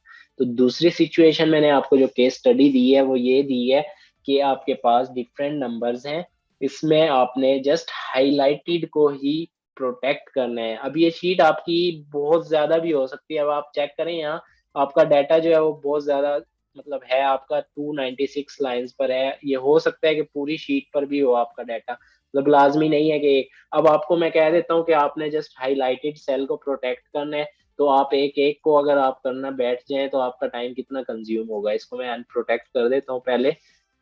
तो अगर आप इसी को मैं आपको कहता हूँ कि हाईलाइटेड सेल जितने भी आपने उनको प्रोटेक्ट करने हैं, तो आप एक एक को कैसे करेंगे प्रोटेक्ट, तो मतलब ये आपका सोल्यूशन था कि आपने सबसे पहले पूरी शीट सेलेक्ट करनी है और सारों को अनलॉक कर देना है, मतलब पहले आपने सारे को क्या करना है, अनलॉक करना है। अनलॉक करने के बाद आपने क्या करना है, ये अनलॉक हो गई है, तो अब आप प्रोटेक्ट भी करेंगे तो आपका ये अनलॉक्ड ही है क्योंकि सारों पे सिक्योरिटी रिमूव हो चुकी है। तो अब आपने क्या करना है, आपने सिलेक्टेड के लिए करना है, सिलेक्टेड के लिए आपने 1 बाय 1 नहीं करना, आपने कंट्रोल F की यूज करनी है, जिसको हम कहते हैं फाइंड एंड रिप्लेस। ठीक है, तो आपके पास जो फंक्शन होगा वो ऐसे होगा, या हो सकता है किसी के पास ऐसे भी हो। तो आपने फॉर्मेट में जाना है, फॉर्मेट में जाने के बाद आपने चूज फॉर्मेट फ्रॉम सेल करना है, तो ये आपको हाइलाइटर के पास लेकर जाएगा और आपने कोई भी सेल सेलेक्ट कर लेने हैं, मतलब आपने ये प्रोटेक्शन लगानी है। तो ये आपने सेलेक्ट कर लिया है, तो वो आपको ये जस्ट प्रीव्यू देगा और आपको फाइंड ऑल करेंगे तो आपको सारा डाटा फाइंड करके दे देगा। तो ये आपका सारा डाटा फाइंड होकर आ गया है, जो आपने मतलब हाईलाइट सेल्स हैं वो सारे आपके पास यहाँ आ गए हैं। ठीक है, अब आपने क्या करना है, कोई भी सिलेक्ट करके कंट्रोल ए करना है, तो आपकी सारी सिलेक्शन हो जाएगी, इसको क्लोज कर देना है, सिलेक्शन आपकी हो गई है। ठीक है, आपने राइट क्लिक करना है और फॉर्मेट में जाकर उसको लॉक कर देना है। जब आप लॉक करके ओके कर देंगे, उसके बाद आप इसको प्रोटेक्ट करेंगे, प्रोटेक्ट करने के बाद आपने इसको सेव कर लेना है। जब आप इसको सेव कर लेंगे तो ये आपकी प्रोटेक्शन लग गई है, जो आपके हाईलाइटेड है उन पर। तो आप चेक कर सकते हैं, हाईलाइटेड पर आप क्लिक करेंगे तो आपका डाटा प्रोटेक्टेड है, बाकियों पे आप क्लिक करके चेंज भी कर सकते हैं, रिमूव भी कर सकते हैं, आप कुछ भी कर सकते हैं। तो ये था शीट प्रोटेक्शन का, आपने जो सेल्स को प्रोटेक्ट किया है। तो आज की मीटिंग यहीं तक थी। अगर किसी का कोई क्वेश्चन है इस पूरे सेशन से रिलेटेड तो मुझसे पूछ सकता है। असाइनमेंट का ये है कि आपको असाइनमेंट मैं इसकी प्रोवाइड करूंगा, जिसमें आपने सारा डाटा जो है वो एक प्रोटेक्शन, अब मैं आपको स्टेप्स नहीं दूंगा, आपको जस्ट मैं रिक्वायरमेंट के मुताबिक बताऊंगा कि आपने जो है ना अपनी केस स्टडी के हिसाब से करना है, क्योंकि जो आपका स्टार्टिंग था वो स्टेप्स में इसलिए आपको देता था क्योंकि वो आपका बेसिक था। प्रोफेशनल लेवल में आपको स्टेप्स नहीं दिए जाते, जस्ट मैं आपको कह सकता हूँ कि आपने एक टेबल डिजाइन करनी है जिसमें आपने डाटा लेना है, और उसमें से आपने कोई भी आप डाटा ले सकते हैं रैंडमली, और उसको जो है ना आपने प्रोटेक्ट करके मुझे देना है हाईलाइटेड सेल का। हाईलाइटेड के मैं कलर डिफाइन कर सकता हूँ, मतलब आपने जो है ना 5 सेल्स जो है ना वो डिफाइन कर लेने हैं जी कलर के, येलो के, और 5 सेल आपने जो है ना रेड कर लेने हैं। ऐसे मतलब डिफरेंट आप केस स्टडीज करेंगे तो आपका नॉलेज इंक्रीज होगा। तो आपने ऐसे मतलब ये इसकी असाइनमेंट मैं आपको सेंड कर दूंगा कल को। तो इसमें से अगर किसी का कोई क्वेश्चन है तो आप बता दें। आज की मीटिंग हमारी यहीं तक थी, थोड़ी सी लेंथी थी लेकिन बहुत ज्यादा इंपॉर्टेंट थी। तो लाइव जो सेशन होते हैं वो ज्यादा आपके लिए नॉलेजेबल होते हैं, क्योंकि आप इसमें ज्यादा सीख सकते हैं, आप क्वेश्चनिंग कर सकते हैं, बजाय इसके कि आपको मैं सेशन वीडियोस प्रोवाइड करूं। वो भी आपको मिल जाती है और जस्ट आपके लिए हेल्पिंग मतलब है, आप हेल्पिंग उससे कोई भी आप जो ज्वाइन नहीं कर सकते वो उससे हेल्प ले सकते हैं। ओके, मैं मीटिंग एंड करने लगा हूँ। आज का जो सेशन था हमारा यहीं तक था। उम्मीद करता हूँ आपको आज का सेशन बहुत इम्पोर्टेंट भी लगा होगा, और अपना ख्याल रखिएगा। टेक केयर, अल्लाह हाफिज।